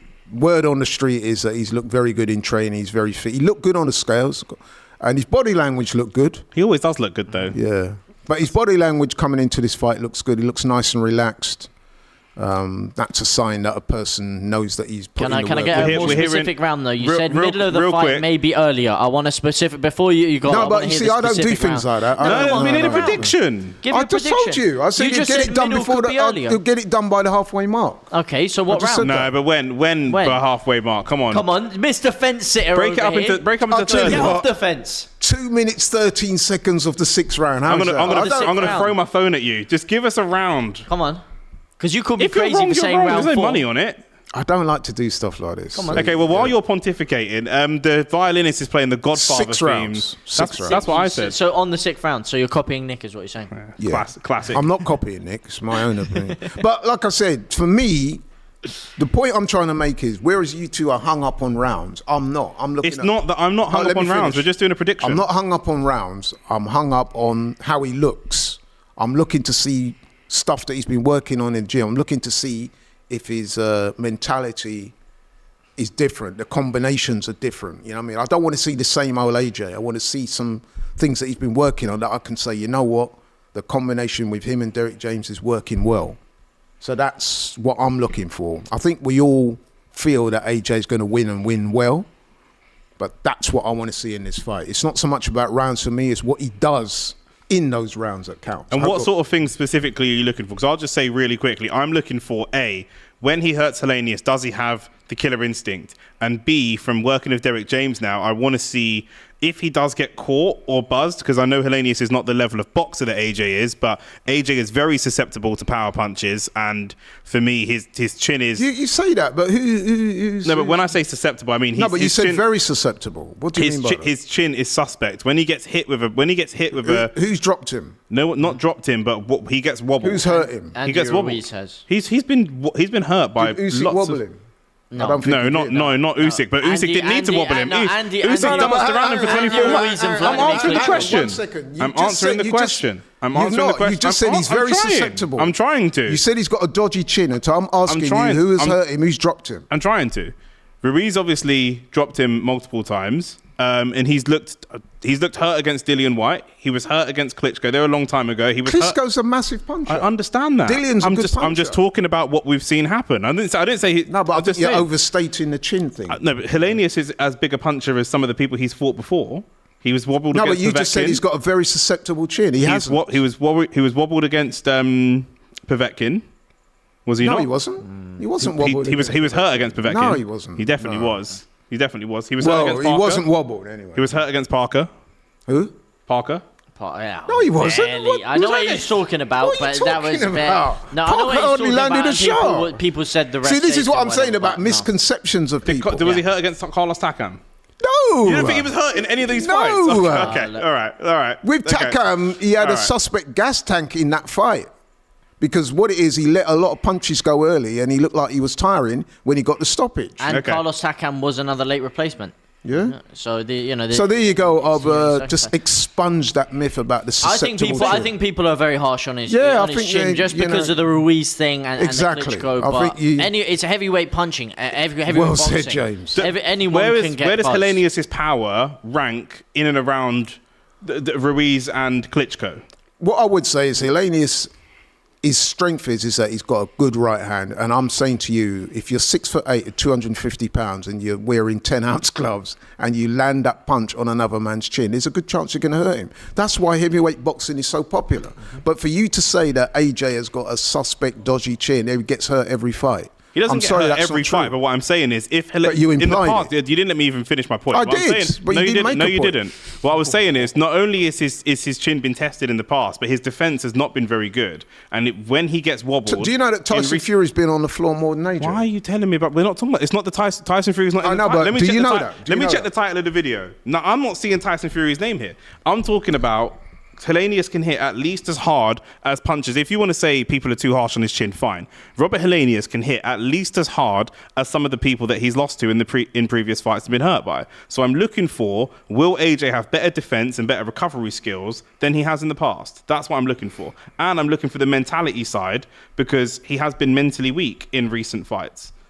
To me, I think he's been mentally weak since he first lost. So that's what I'm saying. If I'm wrong, then I think with the mentality thing, you do have a point. I think you're going way overboard on the chin thing, because, listen, all the heavyweights can be hurt.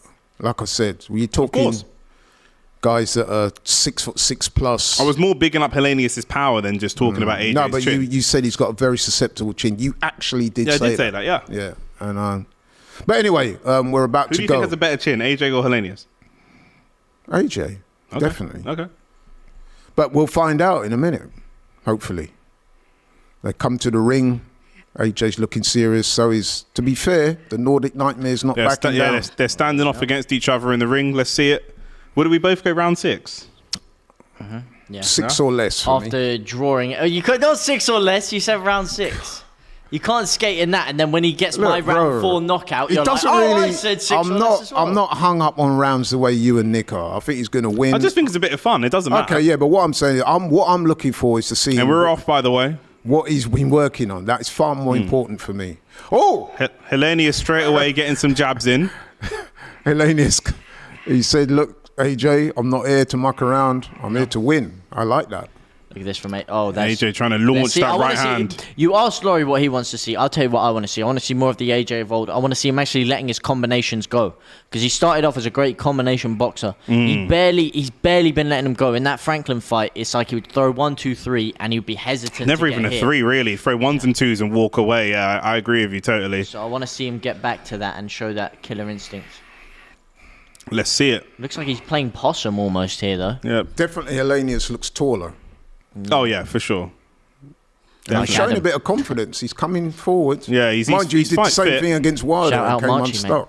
Yeah, but the thing is, Wilder's got one punch, clean knockout power. AJ's a little bit more cumulative with his power. So, but one punch. That's what I'm saying before. AJ can maybe not drop someone and clean them out like Wilder, but he can definitely hurt someone.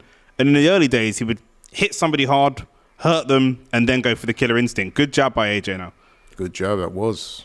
Smash the like button, guys. 3.6k in here. It's a big fight tonight.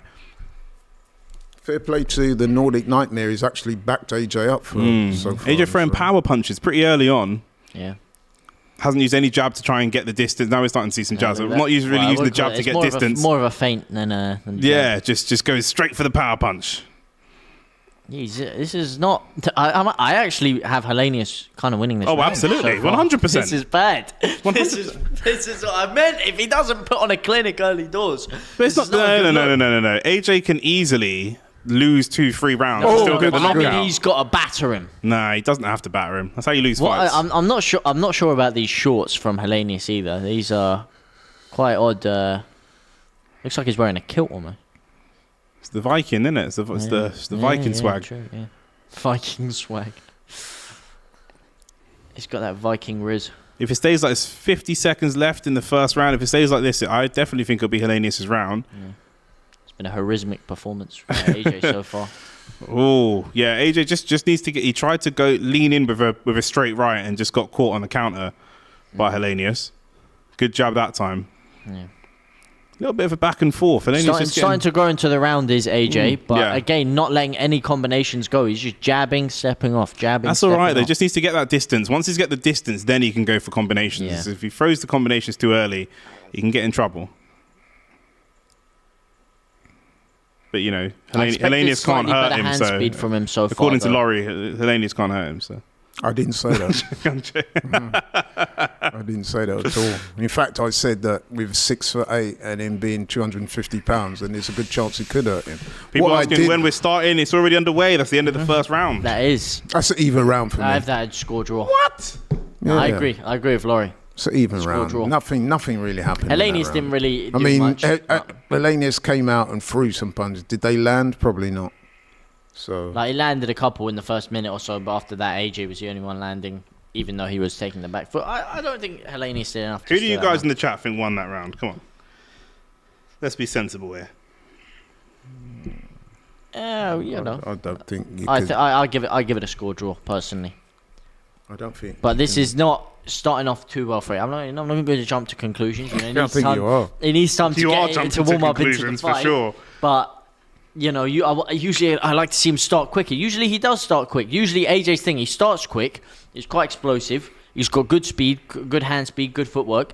And then he takes like round 4, 5, 6. He usually takes like a break in the middle of the fight and comes back at the end. But he's not starting off this one off very quick at all. He's had a round to download some information. Let's see what he does in this round. I like the guard. He's nice and tight. I'll give him that. He's trying to use... Too tight, perhaps? No. Not yet.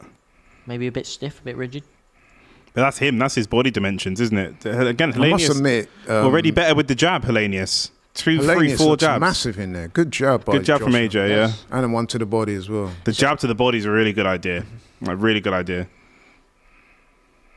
Then he can start to pick away at his movement and go from there. And it is worth noting that Helenius just had a fight super recently, so he will be match fit. Last weekend. Yeah, it's not the same as... I know Takam was fit because he's a fit guy all year round, but it's not like some last-minute replacements where they just come in and they're not really... I see what AJ's trying to do there. If you see what he's doing with his jab, he's using the up jab a little bit. He's trying to manoeuvre Helenius to his left, so that will obviously bring the right hand into play from AJ. That's quite clever. And he's also trying to close the distance. Such a tentative fight, isn't it? I think both guys know they can really hurt each other, or both guys know how dangerous. Yeah, I think you have to be respectful of your opponent's power, and that's why having a good jab is so important. Terry, not a tiger, said AJ taking damage. Stop the fight. Can't lie to you. So far, I might actually have Helenius dribbling through this. No, 100%. Leading this round. This is a boxing match, and from a boxing perspective, Helenius is winning the boxing side of the fight. 100%. No, not this round specifically. What do you That's a good jab there. He's landing much more jabs than AJ is. No. AJ's landed 3 or 4 jabs. One jab to the chest, and it sent Helenius back about 50 feet. Here we go. There you go. From AJ. That's good. He's from AJ. actually thrown the 2. Here we go. Now I just want to see the 3, the 4, and the 5. That's it. Oh, there's a bit of facial damage from that right hand there. So. Last minute of round 2 now. Helenius still like better a with the combo. jab, but AJ better with the power punches, which is, I guess, maybe what you'd expect. Helenius back to that jab again. Breaking news, Dillian White has stated he's eaten too many eggs. I think the body's there for AJ a bit more, you know? Yeah, I think so too. Helenius, I think, is out jabbing AJ by a considerable distance, but it comes down to how much do you rate that power punch? Is that enough to swing the round for you? No. Unfortunately not. I would say no also. But it's good. It's good. That's what AJ needs to slowly break his man down. But Helenius has done more of the cleaner jabs all round for me. I'd like to see him come in with a double jab right hand. That's what I'd like to see him do. Yeah, a little bit tentative still. Yep, I would He's agree just with giving that tentativeness is giving Helenius confidence to kind of start coming forwards. Really. See, there you go. Double. You should have come over with a right there. Yeah, He did the double jab, but you want the right hand over the top. Made him miss there. That's good. That was the I think perfect moment. it almost looks to me, because he's had so many problems with his gas tank in the past, AJ, that these past couple of fights, the Franklin fight included, he's AJ's trying got to start off slow. He's trying to preserve energy, and I think preserving too much. I want to see him go for it a bit more here. I have Helenius winning both rounds. I have it 1-0 to Helenius. 1-0. Well, Yeah, I think you could make a case for giving Helenius 2019. that second round, but there wasn't much in it, to be honest. 2019 Helenius. No, I got On this early doors performance from 2018. AJ, how do you see him faring against Wilder, boys? And people in the chat. Wilder will eat AJ. See, the Wilder coach gonna there is KO telling him AJ. that once you manoeuvre him into space, throw the left hook. We've not really seen AJ throw a left hook, and he's normally a good left hooker. I think hooks right and now, I think if you're Derek James, you're saying to AJ, you've had a look at him now. You know what he's got. Now start to press the action a little bit more. Yeah. You've got to take Helenius out of his comfort zone. He's been the one on the front foot. Now, AJ, I expect to see him try and take centre ring, push this guy back, see what he's like going backwards. Over 4,000 of you in the chat. We're in the 3rd round now. Smash the like button. And if you look at Helenius' foot movement, he is right in line for that right hand. He's stepping left as well. He's stepping right into it. That's it. So AJ's got to get a bit closer and land that shot. Helenius needs to use a little bit more variety in terms of his foot movement. Do you know what I mean, he's got to move around just to, not too much to tire himself out, but a little bit more variety maybe. He's moving a good amount, but you know, if AJ can just time that right hand, it's going to be right there for him. Good jab. Good by jab. AJ there. Didn't I say Helenius wouldn't win around? I did. Wow. You did indeed. That's Oh, there's that's the left hook that But see Derek James was asking Yeah, for. left hook from AJ, and Helenius fires straight back as well. AJ looking to impose himself much more so far. Yeah. This is not a convincing performance right now from AJ, if I'm being honest with you. I think that's super unfair. It's round 3. No, good body shot. Good body shot, yeah. Helenius looks like, when he gets hit with those power punches, he looks really hurt. You know, so AJ should take a lot of confidence from that. Doesn't need to go all guns blazing. But he does need to go all guns blazing, just like the podcast. Shout out All Guns Blazing podcast. But he does need to stick some more pace on this. I'm sorry, there is such a huge gulf in quality. It's a better between round the for two. AJ. He's forcing It Helenius should not back. be that close of a fight, personally. He's forcing him back now. Is the tide beginning to change a little bit? As I say that, Helenius comes over. Now he's pushed back again by the jab. I'd like to see, as I was saying before, double jab, right hand over the top. There you go, slightly better. Yeah, he's only throwing one to try to set up the Yeah. power punch every time. Helenius coming forward now. Good right hand to the body. He's trying that looping left hook every time. Good There you jab. go. That's better. His jab looks much better under Derek James. Much better. He's just not throwing it enough and not doubling up. That's a good shot by AJ. Good The right hand. Helenius didn't like looked that. hurt there. Yeah. Helenius didn't like that at all. Yeah, And he's he not looked throwing hurt. back. He's not throwing back, AJ Helenius. looks. He's got that look in his eye like he wants to. He wants to start stalking the prey. Yeah. It's a good round for AJ. This one and a good jab again. Helenius needs to throw thinking something his back punch here is a lot because better. since he took that punch, he hasn't thrown anything. Stuck his hand out, but It not looks like really. his nose is bleeding. Yeah. As well. I think we're seeing is a more composed AJ as well. He's like a cobra almost, Good- waiting good- to strike. Good defense the big there shot. by AJ. Ducked You'd underneath see- that right hand. Up jab, Yep, nice which is up something jab that again. was called for. But usually he would, the old AJ, the AJ of old, would have This is a gone for good the round for kill him. there and potentially left himself exposed. Or Good round wasted for energy. AJ, though. Yep. But Best round of the fight so far for him. the as far crowd as is I'm- booing apparently. Wow. Really? Or supposedly, according to Made by Toxic Love. Stuff like Can that is anyone what makes confirm or AJ go deny and that? stuff like that is what makes AJ go and lose fights. Because then he's going to go and try and do something crazy and end up losing the fight. And those same people will No, not be but there for him. that shouldn't really deter him from the game plan. I know he it should, shouldn't, he but should have we way know more he has experience than that. Mental frailties. This Well, is AJ's villain arc. This is AJ's heel turn coming. I think that that was a better round for AJ. What I noticed about that round is that he was able to back Helenius up for the first time in the fight. So, as I was saying before, I want to see the double jab and the right of. There was that shot. Yeah. And that definitely did catch Helenius' attention. Yeah, 100%. Good shot. Had him. Right, so you put your mark in the sand now, Anthony Joshua. I want to see you Build continue. on that. Yeah. Going into round 4 now. I think I just gave that round to AJ. Well, not just. I did. Yeah, I was going to say, I that's have a that. clear round for AJ. I have that. I mean, as in that's the only round I gave him. I worded it Masterclass. wrong, but I have it currently 29-29. Yeah, I've people got in the it chat one being a round bit- even and one round each. Yeah, so 29. I've got it 2-1 to Helenius. First 2 rounds, Helenius, then AJ. This is the round that AJ knocks him out now. This is it. Next 2 Flat rounds, line, it could. round Next 2 4. rounds, it could be. And like you said, the AJ of old would start stepping it up, do you mean? And really start The putting AJ it of on old him. would have really committed in the last round, I think. Yes.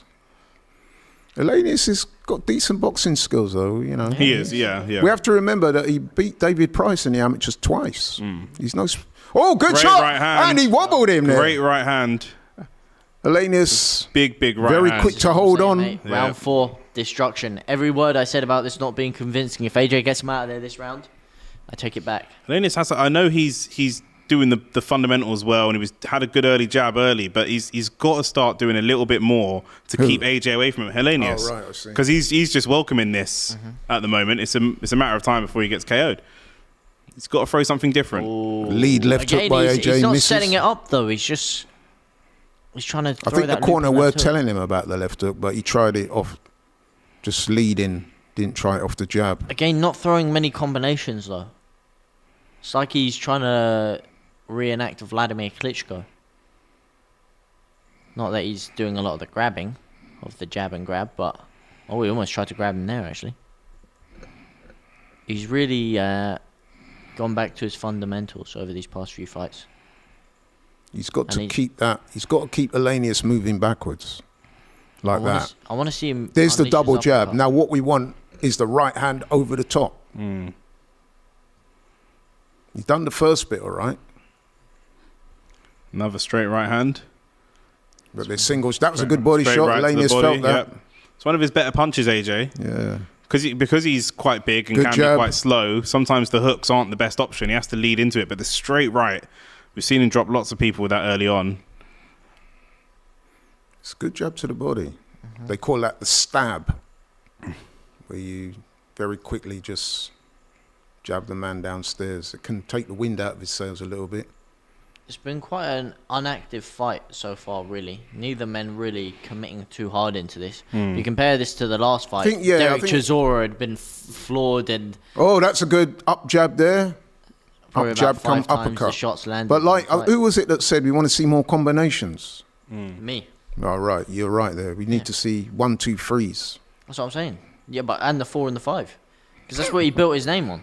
He's not he wasn't really a. I mean, yeah, he won had that amazing round. one-shot power, but he wasn't like Deontay Wilder where he would just sit possum like this for the one shot. He would set it up with the combinations.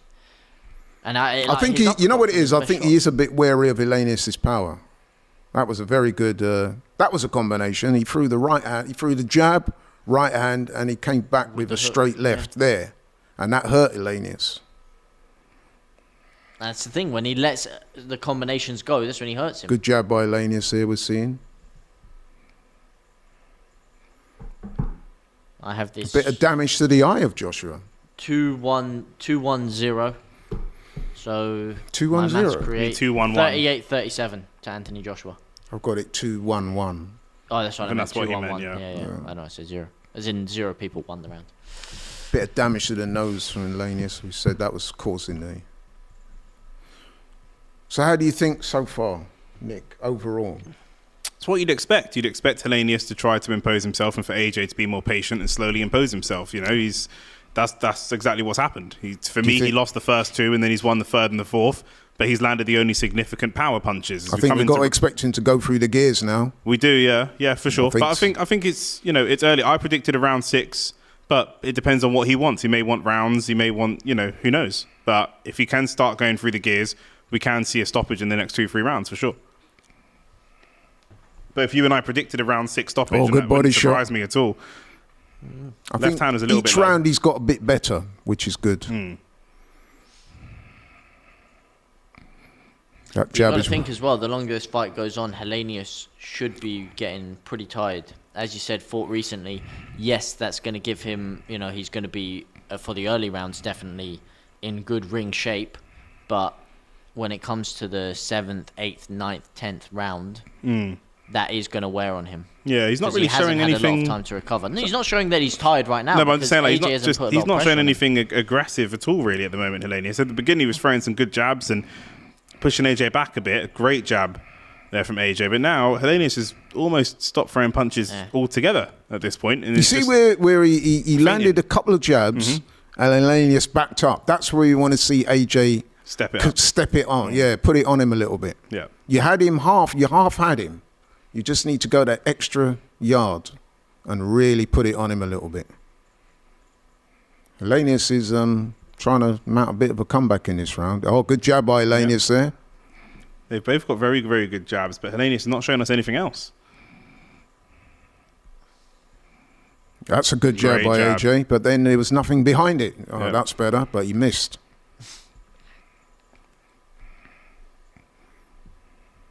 They're more singles than combinations. What's it Shane likes to say? Like Adrian Broner in a strip club, throwing hella singles. Good jab by Helenius there.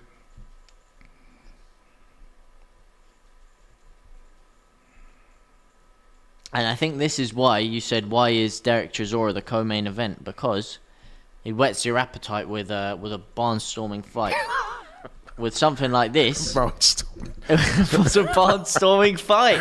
There was a lot of activity. There was a lot of adjectives by you there. This fight by AJ. Yeah, I think AJ's growing into the fight and he's doing what he needs to do. Oh, good shot! Come on, what he needs to do. By the left. Good hook. Come on, step on it, man. I think this is where the old AJ would have just come forward and let his hands go. He would have done the old wrapping up the right hand.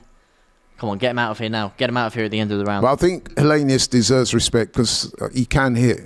So I think AJ's... He's not shown that yet. I know that he can, but he's not shown that yet. Oh. He's starting to bust up that face of Helenius. Another round to AJ. Definitely. We're about to enter the 6th round. Mm-hmm. Yo, Leeds fan. What's up, Wheezy? Is there any still out there, Leeds fans?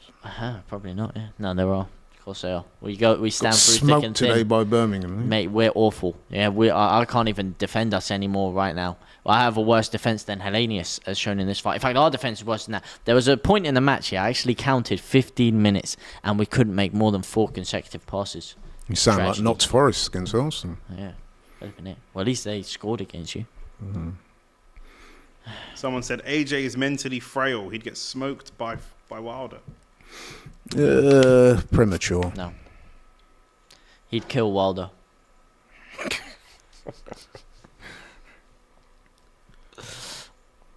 Someone said, stop talking about the old AJ. We're talking about his career. He's in the ring. He's the main event.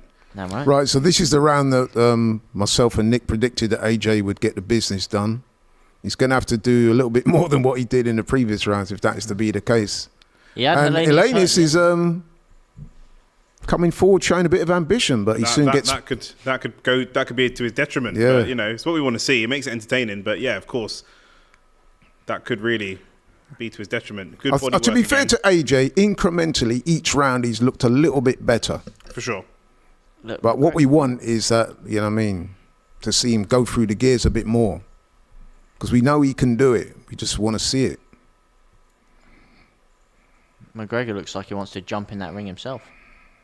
He probably He's hurt got his Emily leg. Bridges next to him as well. What a dynamic duo Probably that. slip over and hurt his leg. Good double jab there by. Why is he not throwing that right hand behind the double jab? Come You on. know what it is? With the kind of killer instinct lacking a little bit, he's only throwing it when he's like 80, 90% certain it's going to land. No, but if you walk in behind, Oh, good got job caught from there by Helenius. Helenius. Oh, he's Helenius- got a Oh, couple of look, times now there. Helenius starts. That's what Anthony Joshua needs to be doing. Catch him with a jab and then start stepping up the pressure.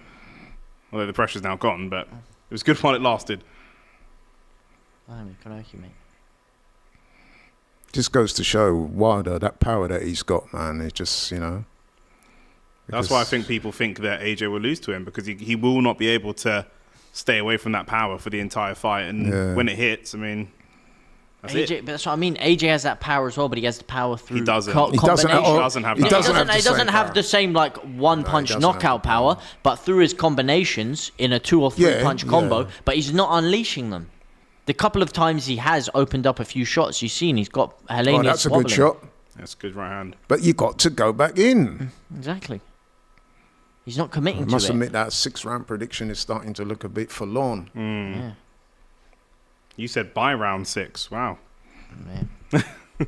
Maybe that was wishful thinking on my part. But he's winning the round, I Yeah, think. he is. Yeah. But like James actually, said, Helenius is having a better round this round than he did the round before. I think he is as well, but I But still I think still it's think AJ's round. yeah, For sure. That's why you guys were Like giving we AJ want- charity rounds. So you but got him on the Helenius ropes, back come on. against the ropes. Helenius' back is against the ropes. Yeah, Come on. this is where you should AJ, be pressing tee off it. on him. Tee Yeah, off. that's Come on. it. Jab. Yeah, you go. But again, it was a 1-2. It's not enough. We're not seeing enough. We're You're not busting seeing his enough. face up, but we want more. Look, this is the knockout combination. 1, 2, 3, uppercut, left hook. I The really uppercut, think man. that if he let his hands go, man, he could probably get him out of there. What do you Easily. think? Easily. Yes, absolutely, 100%. Helenius has been hurt and damaged, and he's a great competitor. But when AJ lands clean, he's really, really hurt. But AJ's just not doing it enough. He's not doing it enough. And Helenius isn't even throwing anything significant to make AJ worry. Yeah. That's the problem that I have. There we go. Round 6 is over. Another AJ round. If we get another couple of rounds like this, I think that the what's Helenius doing? He's walking away. I don't know. He looks tired. He's blowing quite profusely in that corner there. He's His gassed. nose is busted up. But AJ's nose is bloody as well. See, these are really powerful guys, you know, both of them. You know what I mean? We shouldn't underestimate that, should we? Even when they jab each other and the head goes back, that is still a big shot. AJ looks slightly puffy around the cheeks as well. He's been hit by shots. He's got a big bruise under the right eye. Someone said, how good is AJ's gas tank? He might be cautious not to exhaust himself. And I think that's fair, but he's having multiple opportunities, but he's got his man hurt. He could go in with power punches. He could even go in with a 1-2. He doesn't even have to go in with power punches, and he's just not doing it. He's backing No, off. I'm telling you, I feel that that's a big thing, especially he must have brought that in for the Usyk camp, There's a the good Usyk jab. fight as well. You see Because that jab Usyk there? gassed That's what they himself call out a early. catch and shoot, where he blocked Helenius' jab and came straight back with his own.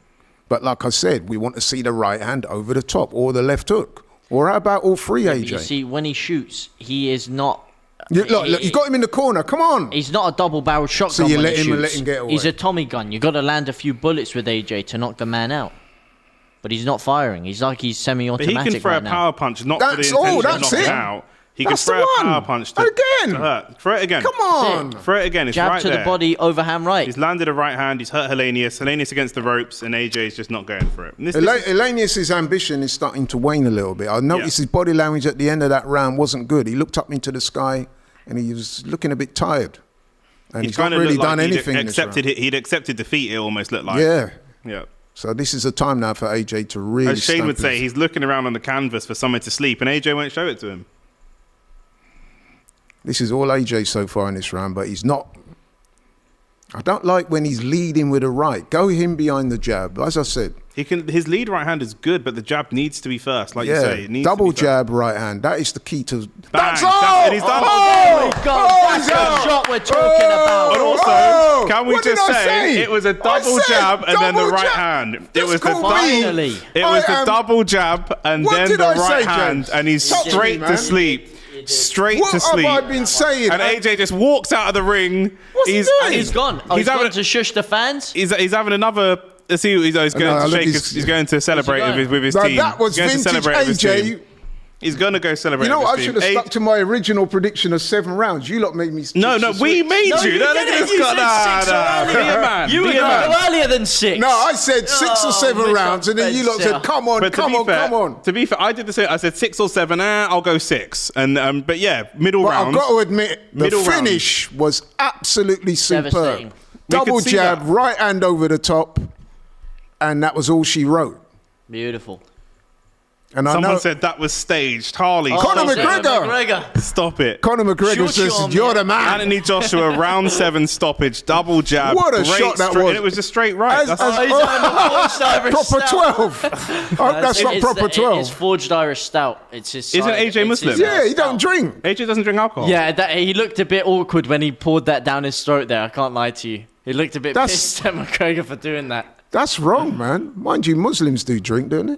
They're not supposed yeah. to, but I mean, obviously everyone does what they want Is to do. he a Muslim? He's Muslim. I'm pretty sure he's Muslim, yeah. Look at I this. thought Here he we was a go. Christian. No, he's Muslim. 1, 2, bang. Yeah. That's the one. Yeah. Oh, You know what, beautiful. people? Just anoint. Let me be AJ's next coach. Because I've been saying all along, double jab, right hand. The first time he does it, here we go. 1, 2, Beautiful. over the top. Oh, that's Great. Because what That's really what good. the jabs do, even though they don't land, James, they set it up. yeah. Yeah, and then you come over the top with a right. I used to practice that a lot in my. You got to miss. You got to miss a few to land. You- a few, you- yeah, 'cause you it got don't him even have move to his land. hands down. Boom! If you remember, Inoue did a similar thing to Fulton, where he threw the jab to the stomach, and he came over the top with the right hand. Oh, and he's doing the Degeneration X suck. Well, What's I'm not gonna that? suck it. It's pro WWE. wrestling Yeah, it's WWE. X thing like that he's doing now. So I've got, AKA that suck begs the something. question: what did we think of the performance overall? Phenomenal, absolute masterclass by Anthony Joshua. Never seen anything better. What a and look at that move there, jab And that's to what the you body, want, isn't moves it? A his one-punch center. finish, because that's what you call your highlight reel finish. Listen, that performance is exactly what AJ needed. I don't actually think. I know it would have sold tickets and stuff more if he'd gone in and he'd smashed somebody first round and KO'd him. I don't actually think that that's what he needed, because when he goes in to fight a Wilder or he goes in to fight a Fury, that will not happen. Do you mean? So that's not actually good preparation. A good middle round stoppage, breaking If he someone hits down. Fury like that, I think Fury goes the same way. But I'm saying he will not be able to get to Fury as easily as he can No, get to Helenius. So that won't happen. So this kind of, some of you at home might think that this fight, he should have banged him out quicker. He's got that ability, and he does. But this is what he needs. He needed some rounds under his new trainer, and a really, really good finish in the end. Yep, I agree. James, give us an adjective to describe that performance. You're very good at adjectives. Wow, You can't use phenomenal or masterclass. To Yeah, you find another superlative Okay, from your lexicon. orgasmic. That knockout was orgasmic. The right hand beautifully placed on the chin. An absolutely devastating Orgasmic, knockout wow. there. I'm not so quite sure it's in those realms. Sublime, divine, any adjective you want to use. I mean, the knockout was phenomenal, but I do have to say, did take him a while to get to that point to set up the Took one him shot. 7 rounds, but, Took him I 7 think rounds. that a lot of people just look at that finish and say, look, AJ's back. Yeah. And he did need a devastating He looks a finish to bit get him busted out up there. round the eye, though. We've got to give Helenius some credit. Yeah. And if he lands that kind of shot on Deontay Wilder, If he lands that on Deontay's gone to sleep, mate. In fact, Deontay'd still be sleeping now. as Helenius was still... The thing is, that is true, but Deontay Wilder and Fury are going to be harder to get to. I'm just trying to be... I'm not so sure Deontay, maybe Fury. Yeah. But when I say Deontay will be harder to get to, AJ can walk up to Wilder and land that punch, but when AJ's doing the tippy-tappy jabs, big bombs are going to be coming straight back in a way that Helenius wasn't throwing. You are right, but let me say this. Let me say this, people, and I honestly believe Helenius is a much better boxer than Wilder. Wilder's a much better puncher, but Helenius has a better jab and better fundamentals than Deontay Wilder. I think he's Deontay also got Wilder better footwork than Wilder. Wilder would also go for it more than Helenius, which would open himself up to be countered more by AJ. And we all know AJ loves that. He does look a bit marked up round that right eye. He was he was getting his head jabbed off for large portions of the fight. I think he was losing the jab battle. Once he started to impose that jab battle, that's when maybe in the first couple of rounds. Yeah. I think Helenius just gassed after a few rounds, and AJ. There was the end. Was it the end of round 5? Helenius looked gassed. He looked up at the sky. Yeah. He took a while to sit down. He wanted to go home. He was done. I don't think he wanted to go home, but I think he knew then that this was going to be a long night for him. Yeah. And even though me and Laurie both said round 6, the fight went pretty much how we said it would go overall. In round 6, round 7, but it was a round 7 stoppage for people that haven't seen. But yeah, that's pretty much what I thought was going to happen. That's why I didn't mind. I gave Helenius the first 2 rounds because I genuinely think he won them. But we knew that AJ would start to work. Do you think AJ's back? Back to what? I mean, he's getting better and better, but back to what he was? No. Back to his best. Look at him. Do you think? I mean, this was his second fight under Derek James. Obviously, he looked a lot better in this fight than he did with Jermaine Franklin. Opponents to be taken into consideration. What's good between the 2 fights, if we kind of put them together, is obviously people have questioned his gas tank. He boxed really, really well for 12 rounds against Franklin, although he didn't let off super bombs because of the style of Franklin. And then here, he boxed really well, doesn't look too tired, and then was able to get a knockout. So in one, he's able to stop his man conclusively, and then the other, he's able to go 12 rounds. So he shows that he can do a little bit of both, but he is not necessarily a master of any particular craft, if that makes sense. James? Jack of all trades, master of none. Look, I think, like I said, it's very important for Anthony Joshua to get a knockout for his own confidence, so that he, just mentally, psyche going into the Wilder fight, to give himself that self-belief that he can knock someone out. And I think you'll see a lot more confidence from him in the last fight. You could say he was a bit tentative early doors. He wasn't unleashing the combinations. He was throwing 1s and 2s and was never really opening up. Whether that was a fear to get hit or whether that was a fear out of gas tank, I don't know. But having, just the sensation of knocking someone out, I think is going to be Some people in the comments are not impressed. They're saying it's a fake fight. I'm not overly impressed. I'm not overly impressed. Some people are saying it definitely wasn't fixed. Oh, no, it wasn't fixed. People saying it's fixed, and Canadian Gooner says, super chat, English bias, Wilder wins by homicide. Listen. Well, first of all, Canadian Gooner isn't listening because I said that Wilder's probably going to... He doesn't beat Wilder like that, and Wilder has a good chance of beating him. No, but listen, I've said it all along, and I'm not going to change my mind. I think AJ has a very good chance of beating Wilder. I don't rate Wilder as a boxer. As a puncher, he's one of the best around, if not the best around. Yep. But his boxing skills leave a lot to be desired. He's very open. He's coming off the back of 2 beatings by Tyson Fury. Okay, he had that 1-round destruction of Helenius, but that's just 1 round of boxing.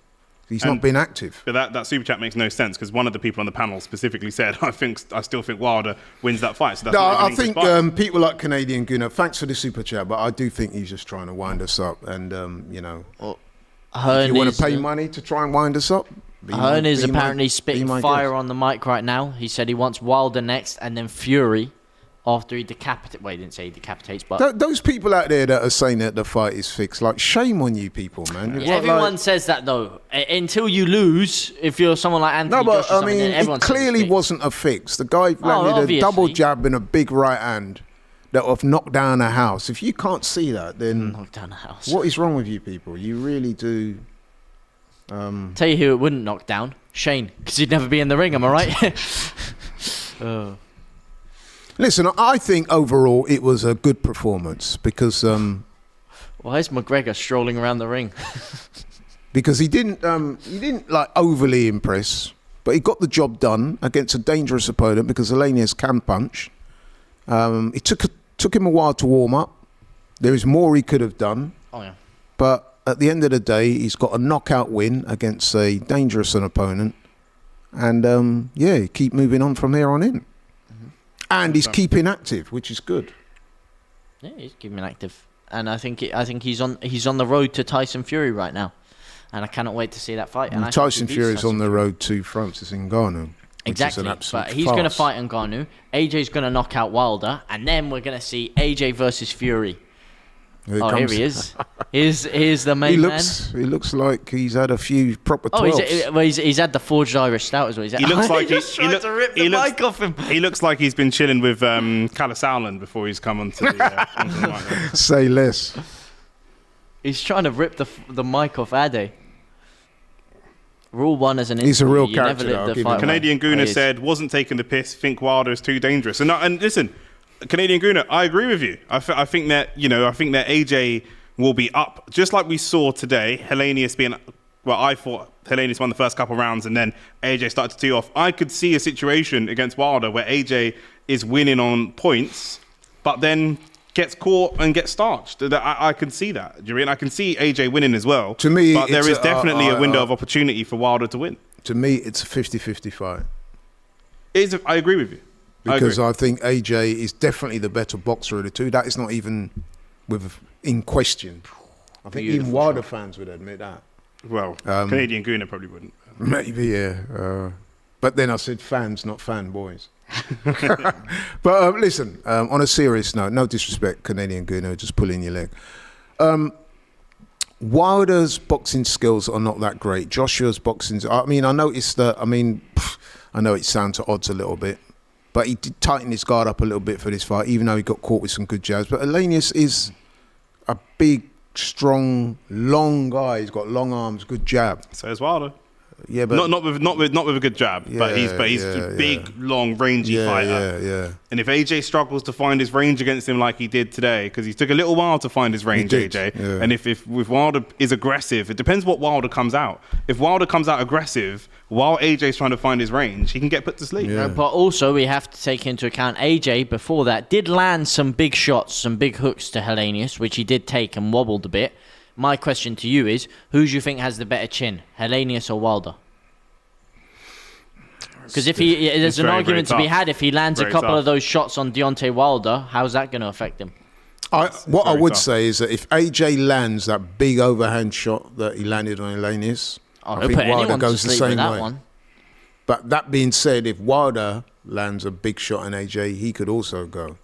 So this is why I say, to me, it's a 50-50 fight. They're saying now they're trying to make that Wilder fight happen in January. So that's long. For me. We will all be back here again to have the discussion, to have the row, and see what's what, and somebody's going to have egg on their face. Yeah. Keep in mind as well that Wilder has boxed one round in about the last 2 years. That's not good. No. Especially if the fight goes a few rounds. His timing's going to be off. The gas tank will probably be compromised. Someone said Wilder's 37. True, but the last thing to leave you is your power. And that's true. AJ's 33 as well, so he's not exactly... I know 37 and 33 are different. And Helenius is 39. Helenius 39 Louis as well. A says McGregor is coked out. I must admit, he does look a little inebriated. Yeah, I'm not going to say... I think he's just had a bit of alcohol. He looks better than I've seen him a lot recently, to be fair. He looks pretty good. I think he's in training camp for that Chandler fight. But no, I think Anthony Joshua has a great shot against Wilder. He's been training and sparring. You guys are clueless. Benny King, when we say he's not boxed, we mean he hasn't fought a proftional round. You know what, boxing. Benny King, right? You know what? It's 12 o'clock. I think you need to go lay down somewhere. We clearly said he's not boxed in the ring. Like, bro, seriously, bro. It's just gone past 12. I suggest you take an early night and get a good 8 hours. Past 12 and we've still got 2.8k people watching. Smash those likes, by the way. We've got 500 likes. If we can get to 600 by the end of the stream, then you guys would have done us a great service. So do you think that he will never admit it, but do you think that Wilder's looking at that performance and thinking or do you think he's thinking easy work? I think that That performance, I'm not sure, but I think that he may go back to the Franklin performance and think, I can knock this guy out. Funny name change from Nick to James there. I didn't hear him say James. My bad.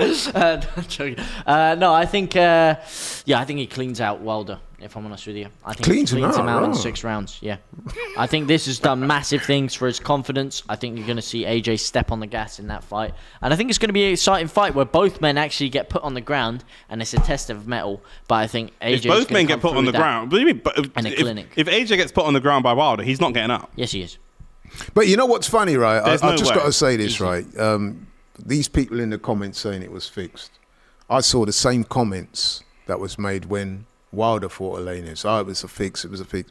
Some people really do need to just like stop that, bro. Like, give these guys credit, because not only are you being disingenuous to Joshua, you're also being extremely disrespectful to Helenius, who gave it a good effort. You know what I mean? He came in at short notice. He tried, but he wasn't good enough. He got hit by a very good shot. He got put down, dropped, and stopped. That's it. Finish. For people in the comments to be saying fix, I think that's very disrespectful, to be honest. And it shows that you don't have, with, you know, your level of boxing needs to be up. I think you're at the Simon Jordan level. I think you need to step it up a little bit. I don't think that AJ has it in him physically or mentally to get off the canvas if Wilder puts him down. I think Wilder just hits too hard. What is it with the mentality of AJ? You're still harking on about. We've just seen it here. Are you a therapist? AJ's much. I've studied psychology, but no, I'm not a therapist. But AJ, literally here in this fight, he won the fight and he put on a very good performance. But we were screaming for him to go for the kill earlier, and I don't think that's unfair. I don't think we were. Let me throw something out there. You say that, and you make a decent point. I'm not going to argue too much with it, but let me just throw you the name Lennox Lewis. Now, when Lennox Lewis got knocked out by Rackman. And he reinvented himself, you will notice that a lot of the fights were similar to this, where he would soften up somebody with a jab and then he would take him out when he's ready. Vladimir Klitschko was similar. Soften up people with a jab and then take him out. And, you know, I mean, looking at that again, people out there, listen, anyone that says that's fixed, go and sit down somewhere, bro. Go and watch another sport. Look at that shot. Perfect right hand on the chin. And the guy, shame on you.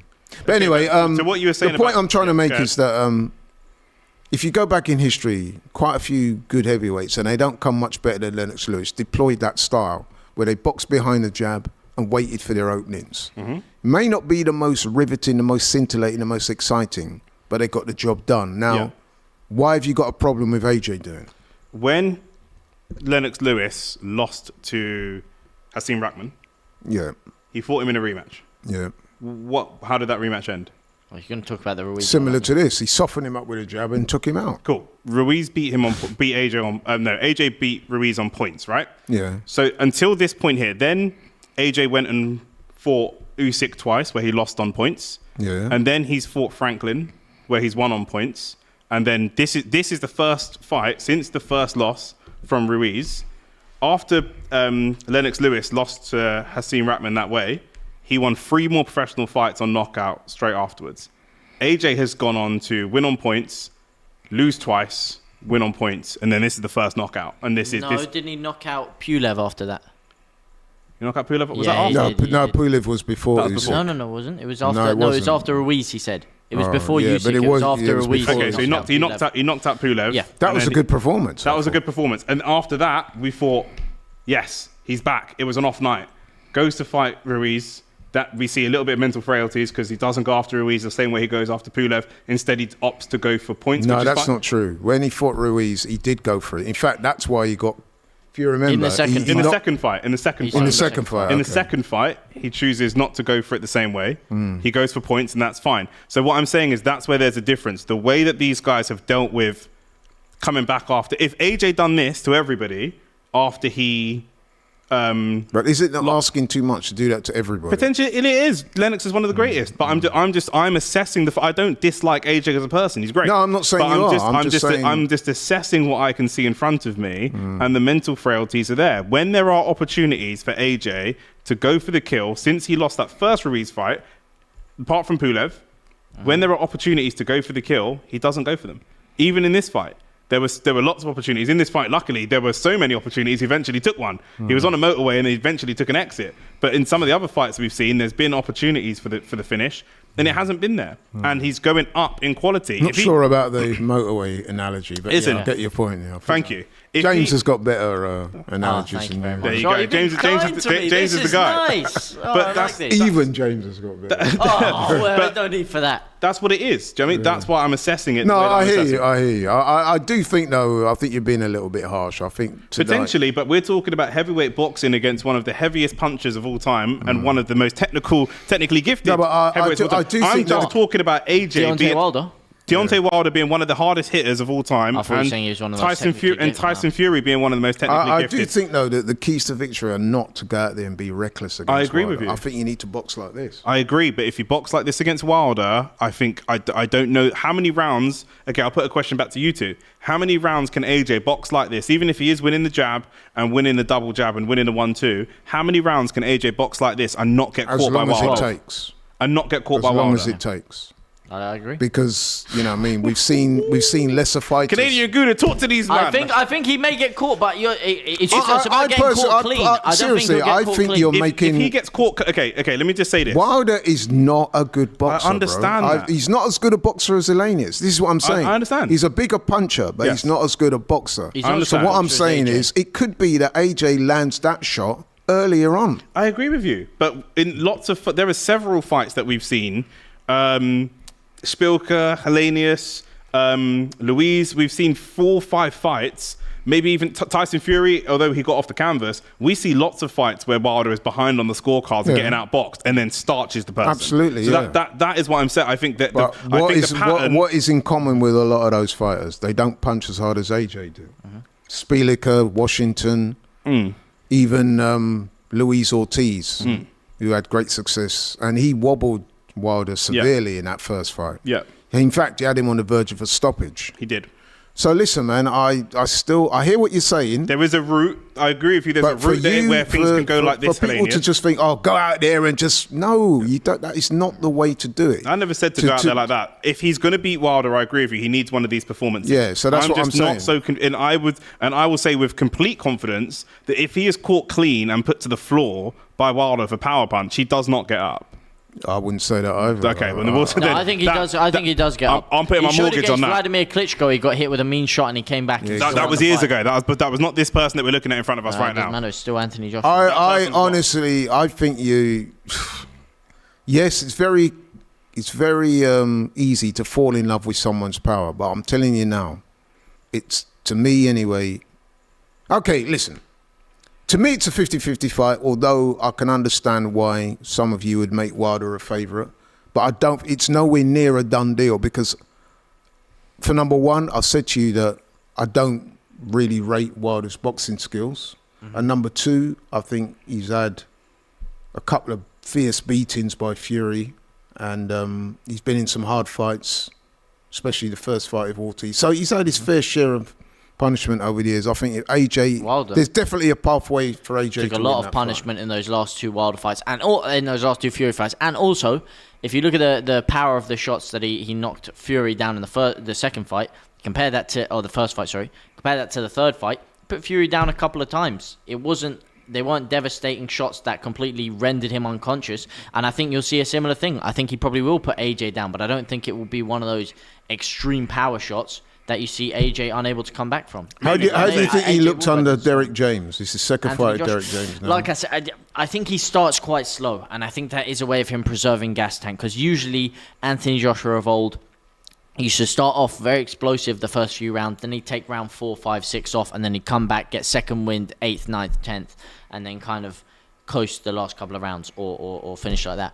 Today, I'm seeing him fight slower. I saw it the same against Franklin. He's quite hesitant, and he's not letting off the combinations. That's what I want to see him do. However, what I am seeing is a lot more of a composed AJ, someone who looks like he has that killer instinct, but he's not overcommitting himself and throwing reckless shots as you would have seen him do before, which I think is the key against someone like Deontay Wilder, because if you overcommit, you can get caught big time. Just quickly, performance out of 10. Performance out of 10, I'd give it because of the knockout, I'd give it a 7. 7.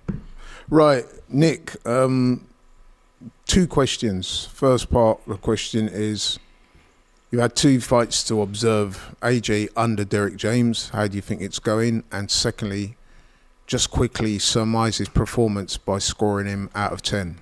Under Derek James, first of all, I'd agree with James 7. Under Derek James, Derek James or James? James 2, and I agree with James 2 and 7 because it was a good finish. But again, it was what we expected him to do. But he still had to go out there and do it, and we have to give him credit for that. You know what I mean? Like, this is still professional boxing. Helenius is still a big, strong, dangerous guy. People are saying he's a bum in the chat. He's not a bum. I mean, he's not a world level fighter, but he's not a bum. There's a huge chasm between those two statements, right? But in terms of under Derek James, he looks much improved. He's able to go out there and box. He's able to last 12 rounds. He's able to pace himself well. But we just need to see a little bit of an uptick in pace, which I think will come. That will naturally happen. And if he stayed fighting people at this type of level, the Ruizes and the Pulevs and the Joyces and the whatever, it's just the power of Wilder and then the ability and maybe some of the dark arts of Fury. Those guys, I'm not sure about. And going up against big power punches is where I'm a little bit concerned because of his history. And obviously, we've already disputed that. But I would say a 7 out of 10 performance. He's going in the right direction. And this looks like a good match for him under Derek James. And, you know, Derek James got his win tonight as well. But has to, like James said, has to come out and be a little bit more aggressive and has to come out and just move through the gears a little bit more. And I do think part of that is not quite recognizing, you know, maybe I'm putting it down to fear because I do think that he's mentally, a little bit shot, but he has to be able to recognize when his man is hurt a little bit earlier and go for that kill a little bit earlier, be a little bit more brave, but that will come in time. It's only a second fight of a new trainer. You know, I'm confident that will come. Okay. And I'll just finish off by saying, listen, it was a highlight reel end, and that's what most people will focus on, but it doesn't hide the fact that, and I do agree with you to some degree, Nick, I think there were times when he was a bit tentative.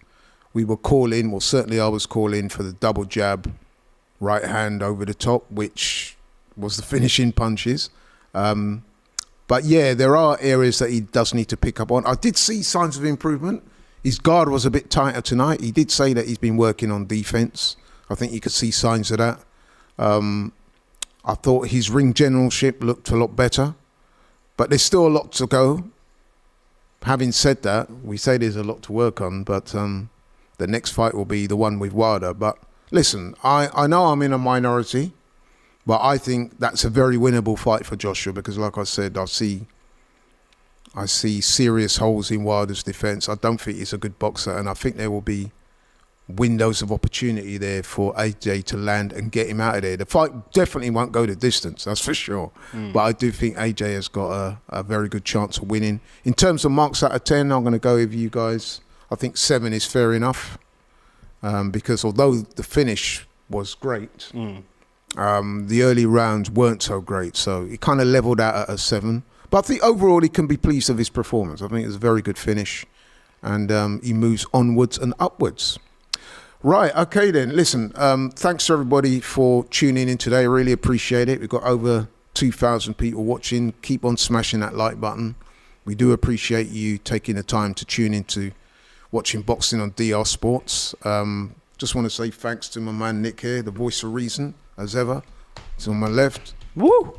James Toon in the building, entertaining as always. Thank you very much. Thank you very much. And shout out to yourself, Laurie, for hosting. Thank you, bro. Appreciate it. Look what happens. You got a prediction right. That's what, when you get off the fence, amazing things can happen. He didn't get a prediction but you know right. what He it said is, 6 right? or earlier. Yeah, I know, but like but 6, what 7. it is, don't try and snake yourself. I tend to into look that. at boxing a little bit different. I don't just go by rounds. I like to look at performance. I did say that before. To me, it's not that important. That's why sometimes I say early rounds. I know we're rounds. having a bit of fun with it. But what I'm saying is, it's not a massive deal for me what round it is. It's what I want to see is evidence of things he's been working on in the gym. So that's why don't get hung up on rounds. But hey, it is what it is. Thank you guys for watching. Don't forget to tune into DR Boxing and DR Sports, where there's a few more fights coming up. We're hoping to be live for the Alexander Usyk, Daniel Dubois heavyweight title fight. It's coming up the end of August, and then the week after that in September in the UK, Manchester, there's a big fight. We definitely will be covering that one. The rematch between Chris Eubank Jr. and Liam Smith. Looking forward to that. So Plenty of big shows coming up on this channel. Keep it locked and loaded. Like, share, subscribe, hit the notification bell for more content on this channel. Thank you very much. We are out.